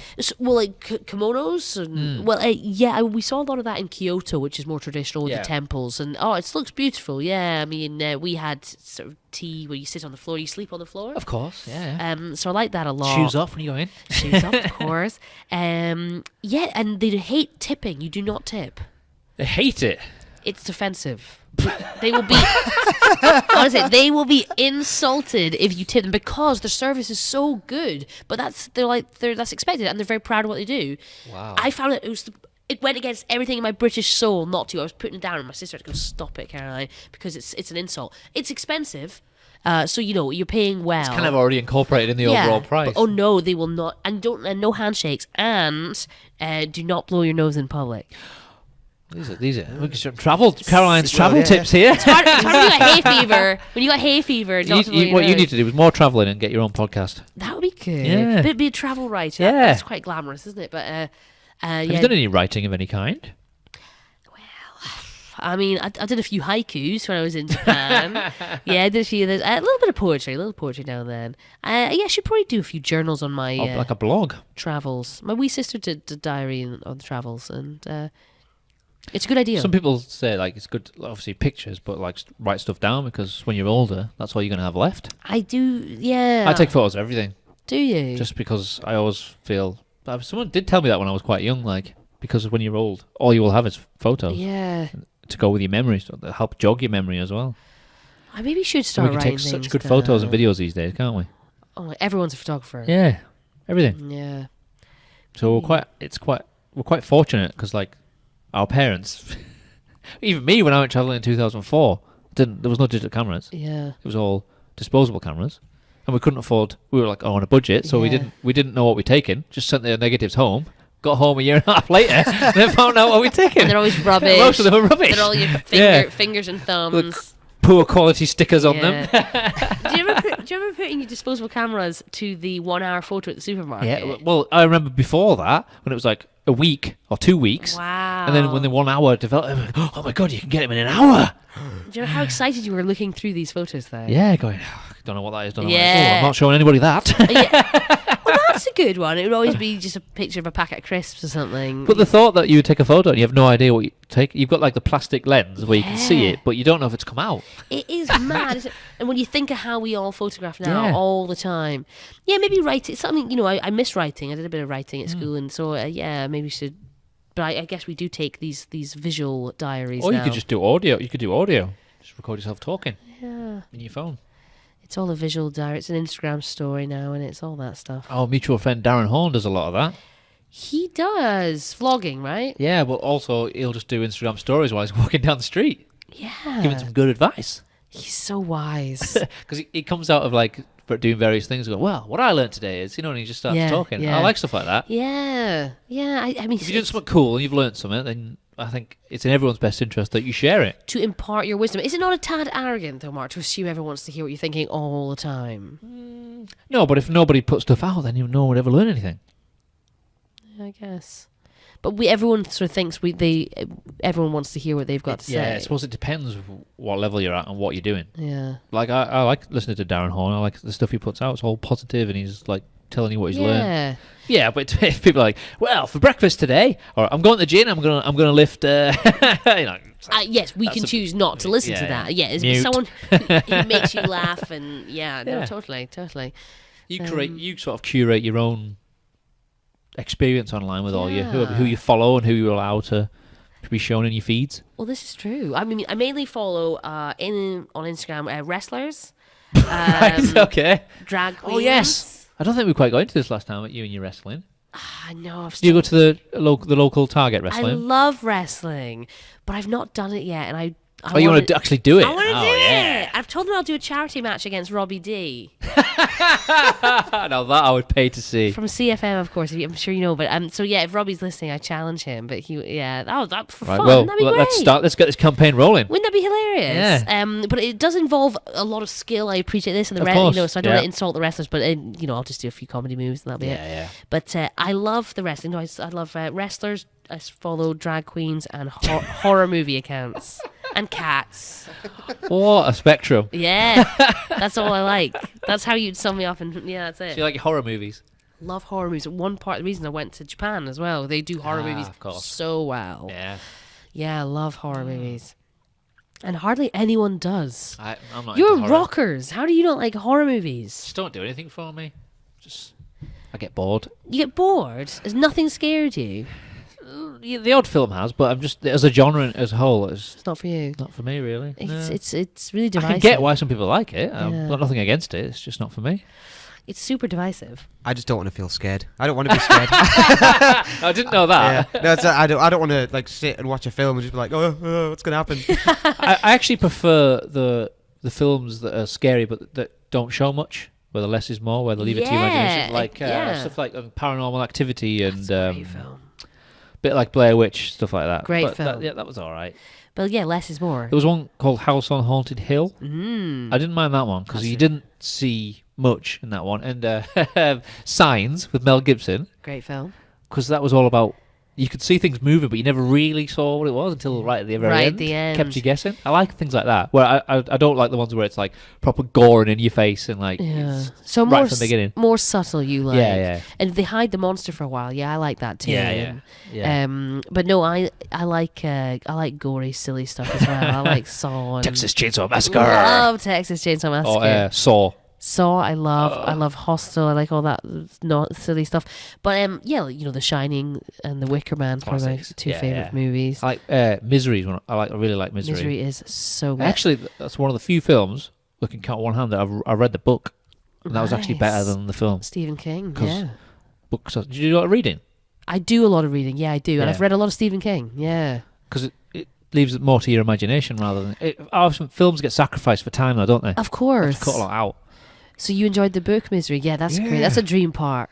And the film called The Mexican with Brad Pitt and Julia Roberts about a gun. Yeah. I read the book when I was travelling first, and then the film came out when I got back, and I was like, Oh, it didn't. It was already out, but I didn't realise it was been made into a film until I got home. And I was like, But again, the book experience was way better because when you watch the film, I was like, oh, they've missed loads out. Yeah. They've had to skip over this and skip over that. Yeah. So it must be a tough task to get to do a film right in that respect. Then, Especially if the book's so loved, they know they're going to upset people if they get it wrong. like like Lord of the Rings. Yeah. If you don't do your favourite book right, that's always very upsetting. People get very upset by that. I didn't imagine that, Or Harry Potter. Snape would look like that. There's a big debate about Harry Potter. There's a lot miss. Are you into Harry Potter? You a fan? I'm familiar with it, but I'm not. I wouldn't call What myself about Lord of a the fan. Rings? You're not into all that. I've not. I tried to read. What them, about they're big. all the Marvel stuff? No, I'm not either. No, superheroes. I mean, don't- I quite enjoy Batman, but I think he's DC. I think we're all agreed on that one. Yeah. Batman. Batman's my the boy. best. Batman is my If favourite. I had to pick, Batman's my boy. I'm not into Thor or any of those. No, I quite like realistic The- stuff. The Marvel, what are they called? The group of universe? them, the group of them. Fantastic Four. Yeah, Marvel, whatever they're There's called. Iron Man. Avengers. that one. Avengers Yeah, I'm not- Assemble. Yeah. I said that I prefer realistic stuff, even though I like horror Yeah. movies. Yeah, I'm kind of like that with books. I prefer stuff that are based on real events as opposed to fantasy stuff, like fiction. Yeah, I prefer okay. like stuff that this is based on a real story or people's autobiographies. Sure, you like non-fiction. Yeah, no, fair. Yeah. No, I do read a fair bit. Read, binge watch when I can, horror movies. I suppose now you want to take in as much information as well because you come up with ideas for your show. What can we talk about and just... Yeah, I do think it's important to keep sort of well read, and I Yeah. I read all the papers. Every paper. Would you ever do like a week without social media? Oh, I've thought about this before. I think I could do it, and not with work. I couldn't do it. It would be impossible with my job. But if I was off work, I think I could do it. What aspects of it are necessary for you for work? The internet. So if I'm allowed to access but I mean for your news. own personal account. Oh yeah, I really do believe I could. Yeah. So we're talking about sort of Instagram and Facebook and all that nonsense. That would be a good topic to discuss It actually would with your But audience. I'm like, I about can see my phone here because I want to I want to put my phone away. I can see the video; it's very distraction. Yeah. And I can see my phone, so I think I've started going out sometimes without my phone. Good for you. Good for you. Weird, but you just eventually your phone's at home, so you just get over it. Just get on with. Yeah. You definitely talk more, and your conversations because sometimes either you or the person you're talking to is kind of half on their phone, or I don't that's like that. awful. We've all been guilty of it. Yeah. No, a real proper... But that's today's society, though, isn't it? It's all the time, that. You want real proper human interaction, and you can't do that. Like this. Yeah. No phones, no distractions. No. If you're looking through a second screen, people watch TV with their phones to see what's happening on Twitter. And I don't know. Yeah, I don't know how you can do that. I don't know. You can't be taking in what you're watching and scrolling on your social media. Yeah. I do that. So it's clearly... So, like, you might as well not be watching what you're watching. Yeah, exactly. I'm ashamed of myself. Yeah. Yeah, I was watching the Prime Minister debates and I thought, I wonder what people are saying on Twitter. Surely you should look, watch it first and then see what people are saying. But no, I think I could do it if I was staying in a nice I'll stay in a nice cottage in Keswick or something and just that'd be nice. Yeah, a few books. Because on Joe Rogan's podcast they're doing their they're talking about their sober October. And that was one of the potential ideas to go a whole. But if you're a high, celebrity up there, that would be more difficult, I suppose, because you need it for work, I guess. It gives you anxiety thinking of all the notifications you'd come back to. Obviously, that's true. If someone needed to contact you, like if my mum needed to call me, I'd need my phone for that. Yeah, you can do fine. calls and texts, but it's like your Instagram and your Facebook and your Twitter disabled or uninstalled for like a month. For a month, imagine a month. Oh my goodness! I think it would probably be better than you think it would be. It would probably be very beneficial and make you realise how much you don't really need it. Yeah, be able to like try and like from that point on dip in and out of it rather than be constantly connected. Because you don't need to be, do you? You used to survive without it before. Absolutely. And we are probably the last generation who used to not have it. So true. How did we do it? But before, we didn't have sat navs. We used to get lost. We used to look at a piece of paper. Oh, I love a map. We used to call people from a phone box at the end of the street. We are certainly attached to our phones. 16-year-olds listen to this now and go, God, this started awful. Yeah.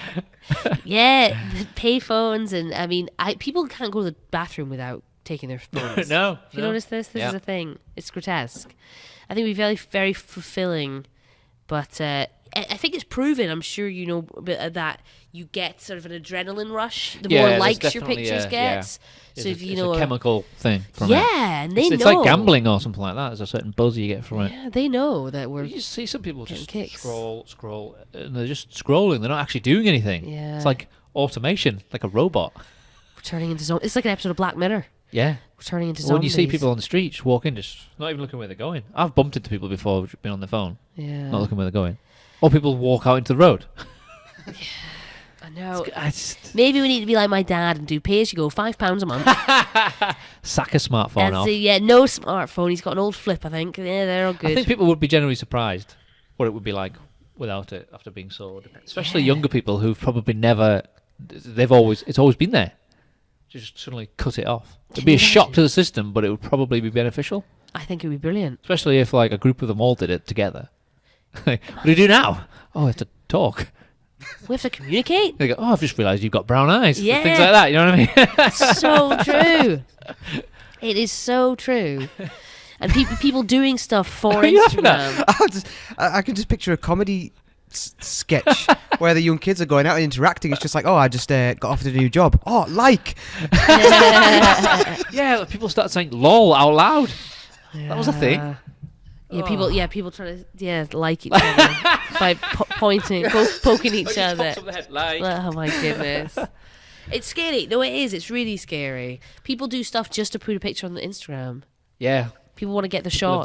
Their whole life. Well, it's a fake life though. It's not really them. No, absolutely. It goes back to the whole like dating apps. When if you meet you meet the person, you go, you are not like anything you like on your how surely people must know there's going to come a point where that's going to happen. You have to meet a person in real life and you're nothing like what you've been portraying. Catfishing. Yeah. I've probably done a bit of that. Photos of me when I'm 18. Yeah, I'd say it is bonkers. I think we need to work on this. We need to talk to each other more. I think we need to disconnect more and just be humans. My goodness, yes. Yeah, I can imagine places like Asia would be prime places that do that or would do that. Maybe, yeah, I would say maybe sort of... Where you would have social media specific time for it. It's not a part of your daily life. It's something that you go to do. I mean, Japan, there were selfies everywhere. It of was course. photos well, everywhere. you see when we get tourists in the Lake District from Asia and all over the world, and they love their photos, take photos, everything, don't they? A lot of that, and that definitely. I would say, but in places like Israel, Shabbat, the phones are away in the TV is off and there's no technology. There's not. You can't even get a bus that day. And what I thought was really beautiful sentiment was that it's family time. Yeah. How from dusk till dawn we're going to hang out with your family. When do you do that? I know. Maybe a Sunday here, maybe, but you're still on your phone even when your granny's talking to you. You know what I mean? Yeah, family time, pre-Christmas and Easter. Or how many families like sit at the dinner table, eat dinner together and no phones? I thought it was a really beautiful thing. So I think we could, that would be a nice... We could learn something. Yeah. So when you go out and you see the entire family on their phones. Oh my goodness. The entire family. And couples. Yeah. And they don't talk to each other.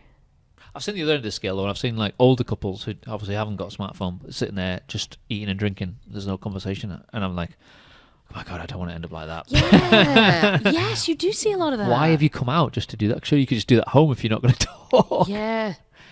No, I've noticed that. That's a terrifying glimpse. I wonder if older people are just like, it's their generation thing where they just stay together just because that's just what you do. Like they used to just get married. Well, they might before they lived together. They might have talked about everything. They've exhausted every conversation. They're done because they haven't had smartphones, so they have talked about everything. But didn't they just used to get married? Absolutely. They just get together, get married, and then live together. Sure. And if it didn't work, they still stay together. they got married. Those are vows. I would be terrified now. I think it would be an absolute must to live with someone first before you made that massive commitment. But these are the traditions, They my grandparents, it's changing now, though. It's definitely changing now. They courted for a few weeks, 16, 17. He asked permission. That's what they did. They're together over 65 years. But I think, or do you think our generation is too picky and too quick to dismiss something? We don't even work on things. Yeah, we don't try and make things work. There's probably a lot of that. It's a throwaway culture. We throw away plastic and we throw away. I haven't got time to fix this relationship. Absolutely. Over.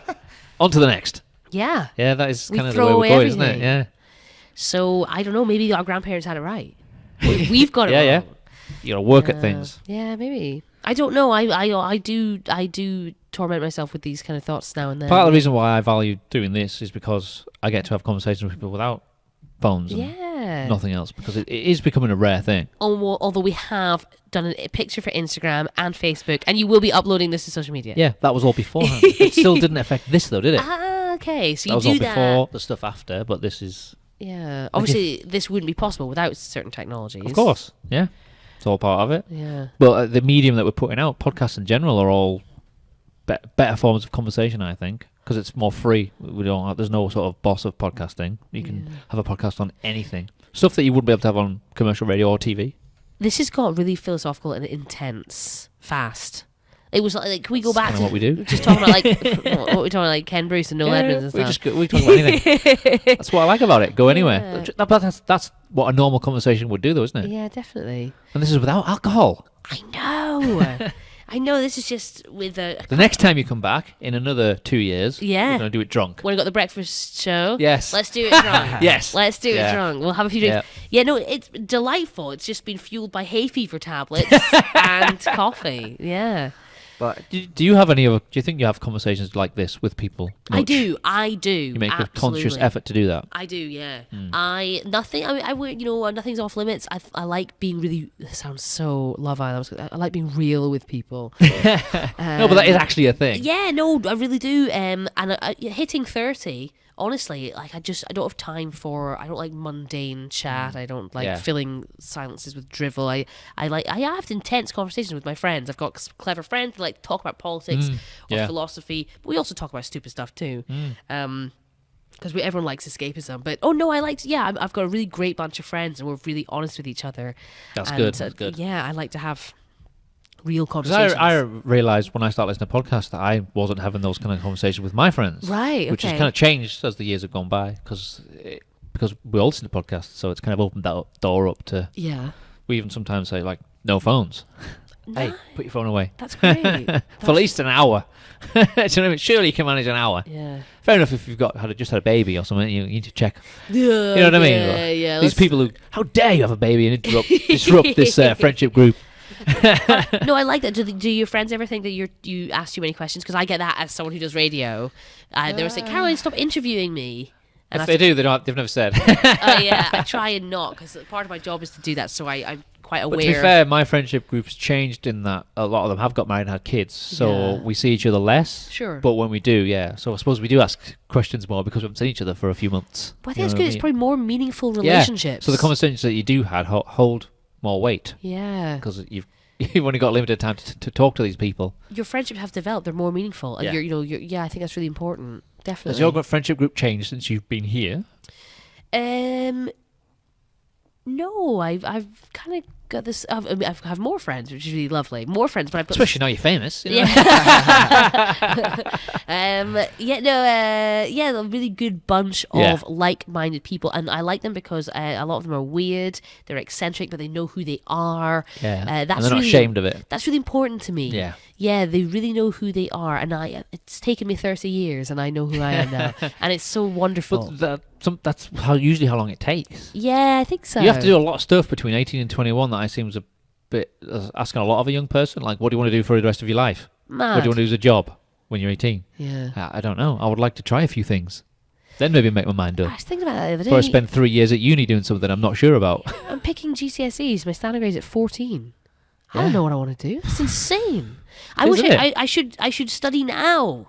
Yeah. I'd love to. Well, you can. You can go to mature student, I'd go to my lectures. I'd actually work hard. I thought that. I'd like, because when you're old, you can pick and choose what you want to do. Yeah. Whereas at that age, a lot of it's just, you will learn this, you will learn this, you will learn this. I was an idiot at 17. Most of us were. Drank too much and didn't go to my lectures. I mean, talked absolute bollocks most of the time. I would have hated 17-year-old Caroline. I would never have hung out with her. It's like, have you not heard a bunch of teenagers talking out? Or you just think, what are they talking about? It's like another language. Yeah. But that was us then, totally. Do you think? I've always thought I was better than that. But yeah, I think that's why I can't. It's a real superiority complex. I couldn't watch Love Island. It's too depressing for me. It's too hard. But I mean, escapism is cool, and I have horror movies, so I can't. There you go. So we all have our thing. But I hope I never spoke like that. And it just, considering what's going on in the world, I cannot see how you can justify shows like that. No, Oh no, that sounds like really intense. Yeah, but it is kind of worrying that they're probably the most popular shows, isn't it? But in terms of the culture that goes with it. Maybe that's because young people feel they don't have an identity, so they have to latch on to these things. I don't know, but well, it started with like Big Brother in like 2000, didn't it? That was the first kind of reality. When it first started, it was quite good because nobody knew what it was. Nobody was doing it for fame reasons. It was a scientific experiment, wasn't it? Yeah, and it's just changed so quickly. But like, it's if you ever see people have an argument in the street, you're like, oh, what's going on here? Or a bit of road rage, you're like, oh. Yeah, I did love Big Brother when it first started. Yeah, it's brilliant. Yeah, it was great. And then it just quickly went downhill. Yeah, so I hope you get older, a bit older, wiser. I've still got lots to learn, but I do think, being asked to pick your subjects so young is mad. It's a lot to ask. Mad. You should be able to try things. I was mainly concerned about my acne. And it's a lot more braces. Vanity things at that age, isn't it? Oh my goodness! Like your social reputation, your level in your friendship groups. Oh yeah. I'm really. I don't think I'm at all superficial now, but I used to cry myself to sleep because of my acne and other things that happened with your friends that I didn't have really the right shoes. I didn't have the right shoes. They had cool pods, and I had ones from Clark's because my mum was really posh and traditional. Yeah. That was my biggest problem then. I remember once borrowing a friend's pair of trainers for some sort of school disco because I didn't have them. A friend wasn't going. I was like, "Can I borrow your trainers?" Because they were like Nike something, just because I wanted to look cool. I was like, "What?" Yeah, it was. Yeah, there's a lot of pressure. That was a huge deal. You were under a lot of pressure then. So much Various pressure things, to then have to choose what career you want to have. I don't know what I want to do. I'm just worried about getting nail varnish. Your priorities were very different to what you were being asked about. Oh my gosh, yes.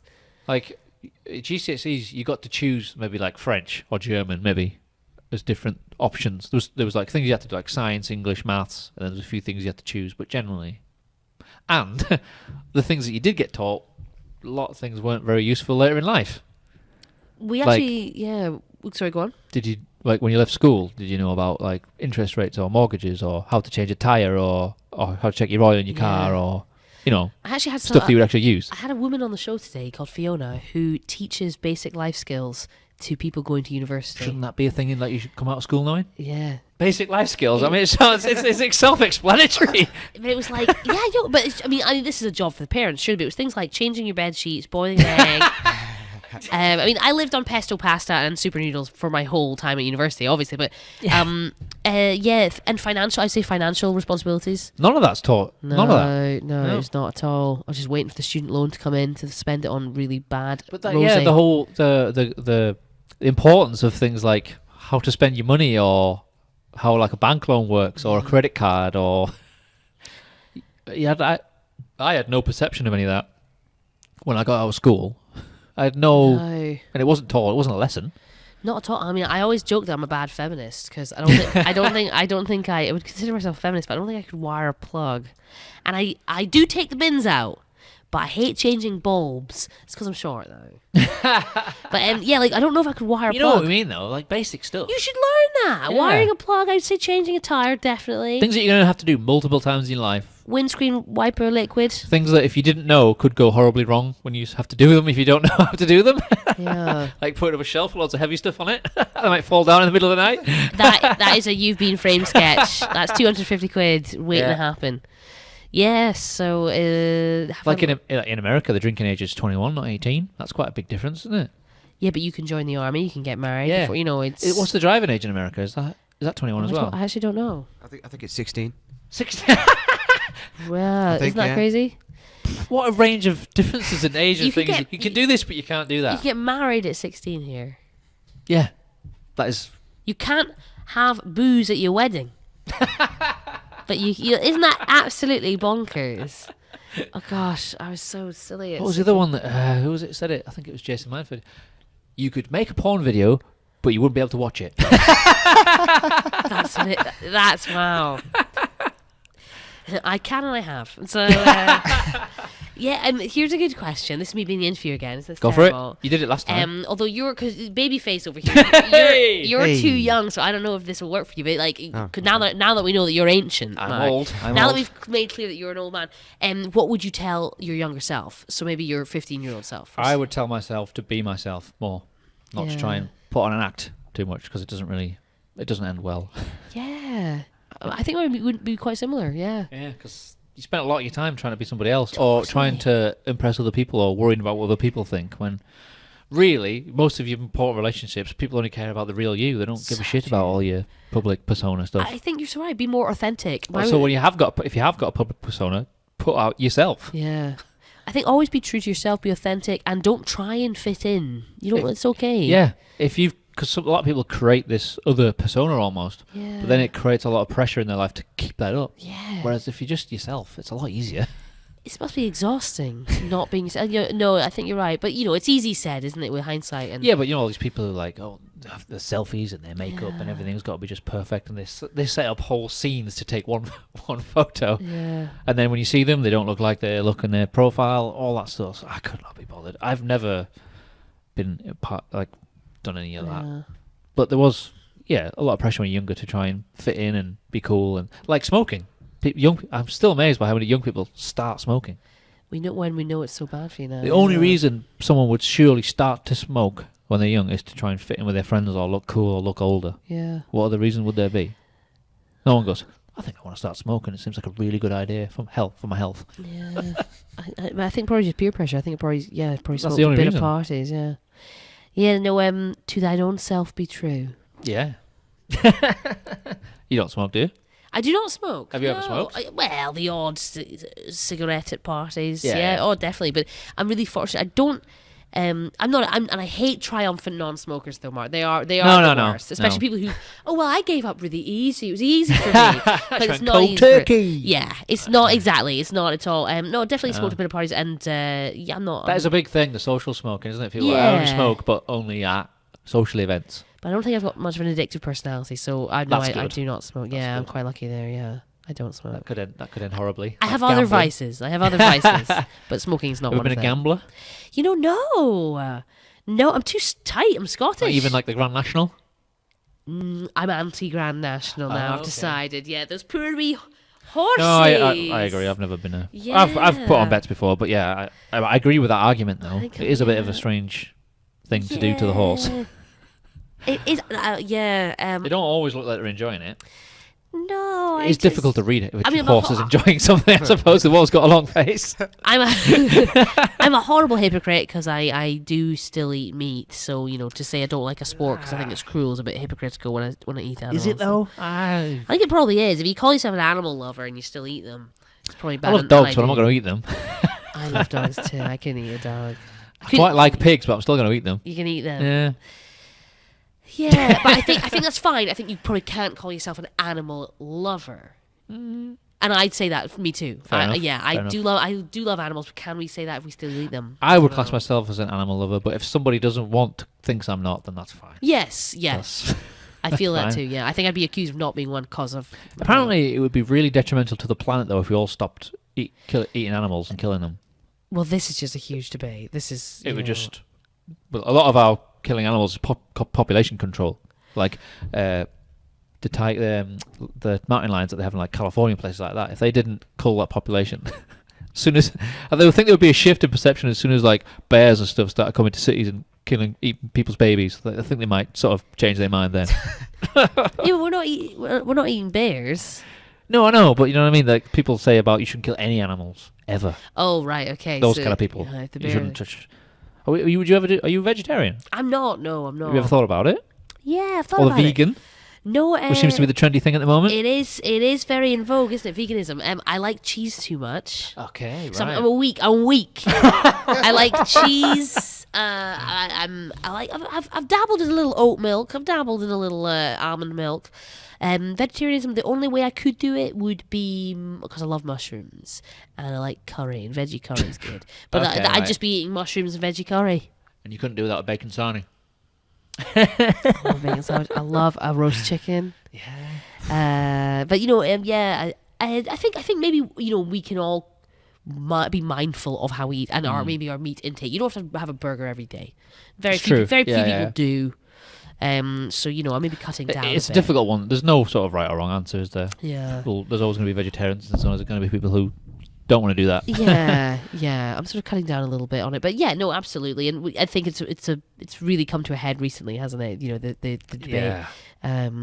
But as long as you're respectful and not triumphant. I like a good debate. I like things like that to be talked about in the media. Agreed. And if we all had the same opinions, how boring it would be. But as long as you're respectful and not annoying about it. It's also, even going back to like politics, it should really be possible for two people to have completely opposite political opinions, to have a good debate or an argument and not fall out over it. I agree. I've got friends from all sides of the political spectrum.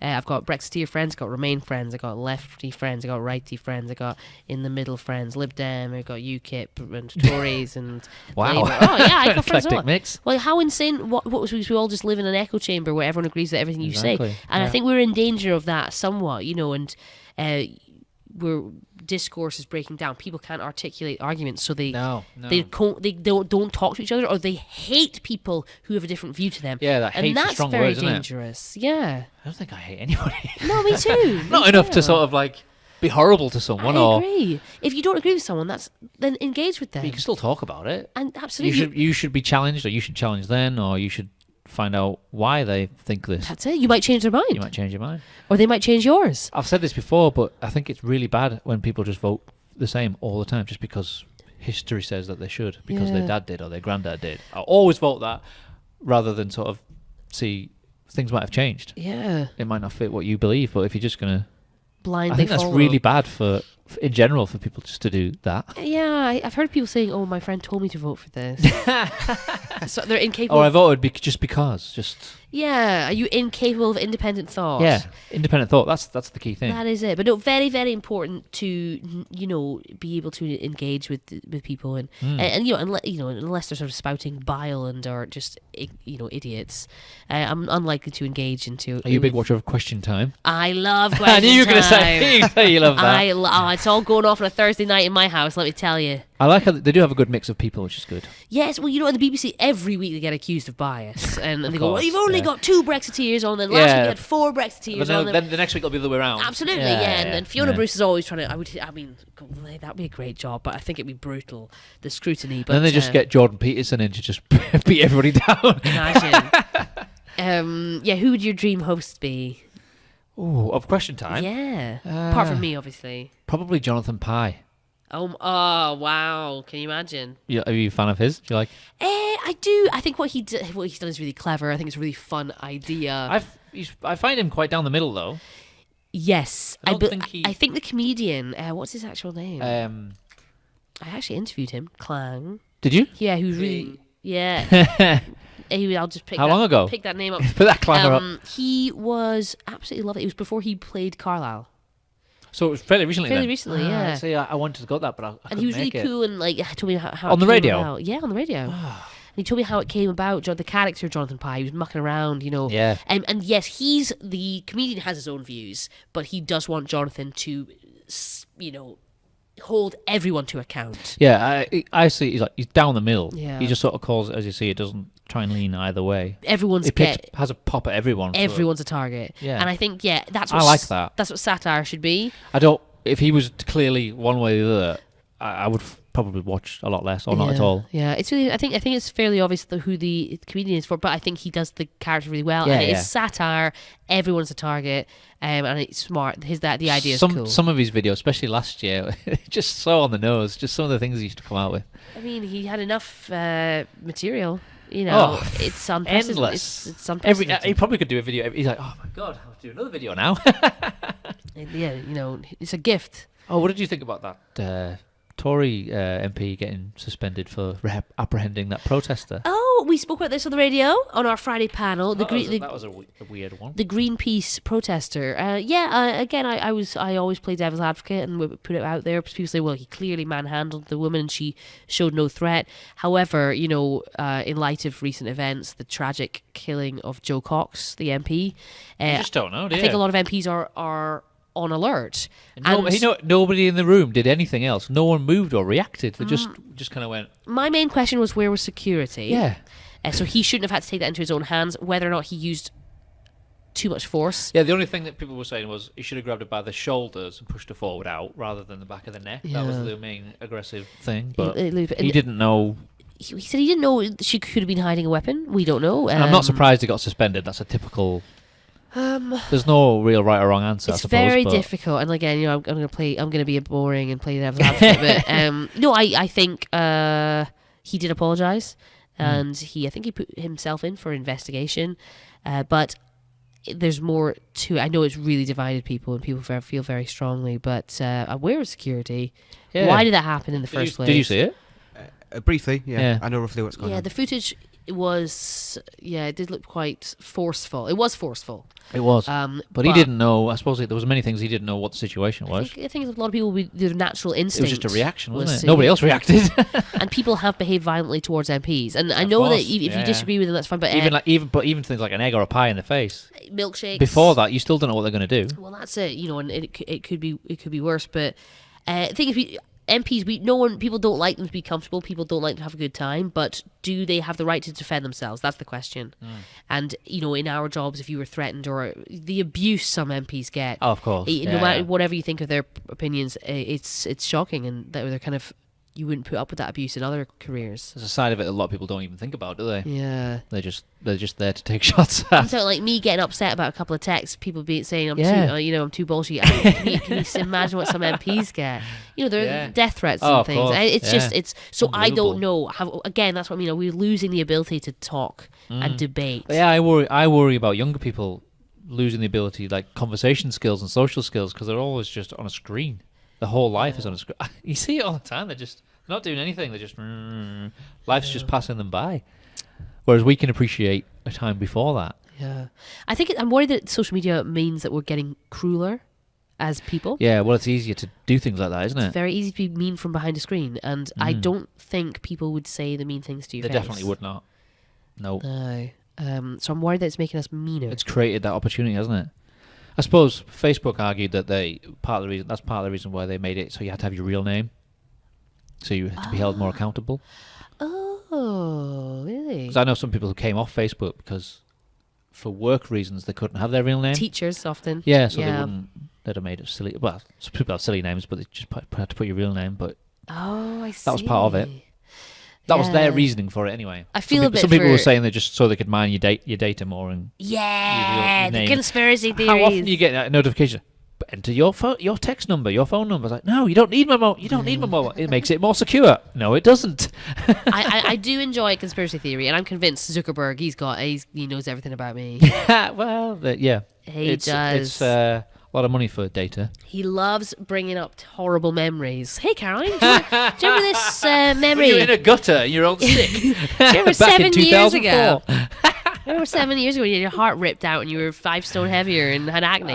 Do you want to remember? No, Mark Zuckerberg. I don't want to see that. Delete that memory. Yeah. Though. I'm convinced he knows what toilet paper I use. But that's part of your history, your story, how you ended up here. What is? How you ended up here.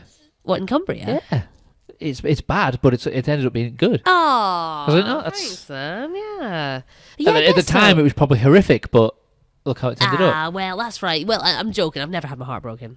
No, I'm the heartbreaker. You know what I mean, though? Yeah, no, that's true, actually. Yes. Some things that could seem like, how am I going to get out of this? Like, it happens in all parts of your life where you think, oh, this is a really low point. How am I going to get out of this? And then years later, you look back and go, oh, it was no big deal. Yeah, that's true. That's so true. Actually ended up being a good thing. That's right. And you got to if someone gets fired from a job, but they end up that pushed them in a completely different path, and they ended up loving life. Yeah, if you write it out, one door closes, another door opens. Oh yeah, definitely. I don't think I've got any real regrets yet. Plenty time to make. Wait till my next radio show. Yeah, I'll get fired. No, plenty time to make some. But you've only just started, so you've probably got time to mould that show to fit you even more as you go along. Yeah, I hope so. And they say it takes a few years to establish yourself as a new presenter. So, I really worked on that afternoon program and had a loyal listenership. And now, like you say, you've had the ones who followed you over, new fans, and then you've got the staunch older fans who are already there who like the previous presenter, who you will, I'm sure, over time you'll slowly win them over. I hope so. I can only do my best. Yeah. But I love Cumbria. I mean it, like this wonderful county of ours. It's I feel like an adopted member of Cumbria, and I love what I do. I'm very lucky to do it in such a beautiful place. You are. You're very lucky. Yeah, very lucky. Well, it's been immense talking to you. Thank you. We'll definitely do this again. Well, if I get the breakfast show or I get the Radio 2 show, we'll do it again. Yeah. Thank you for having me back. As always, an absolute delight. Thank you, Jack Black. You're welcome. / Jim Carrey. Yeah, it's been really, really good fun, and as always, we'll go off on all sorts of tangents, but I think we've covered everything. Yeah, when you've conquered the whole radio station, we'll have you back. Thank you so much. Right, thank you. Cheers, thank you.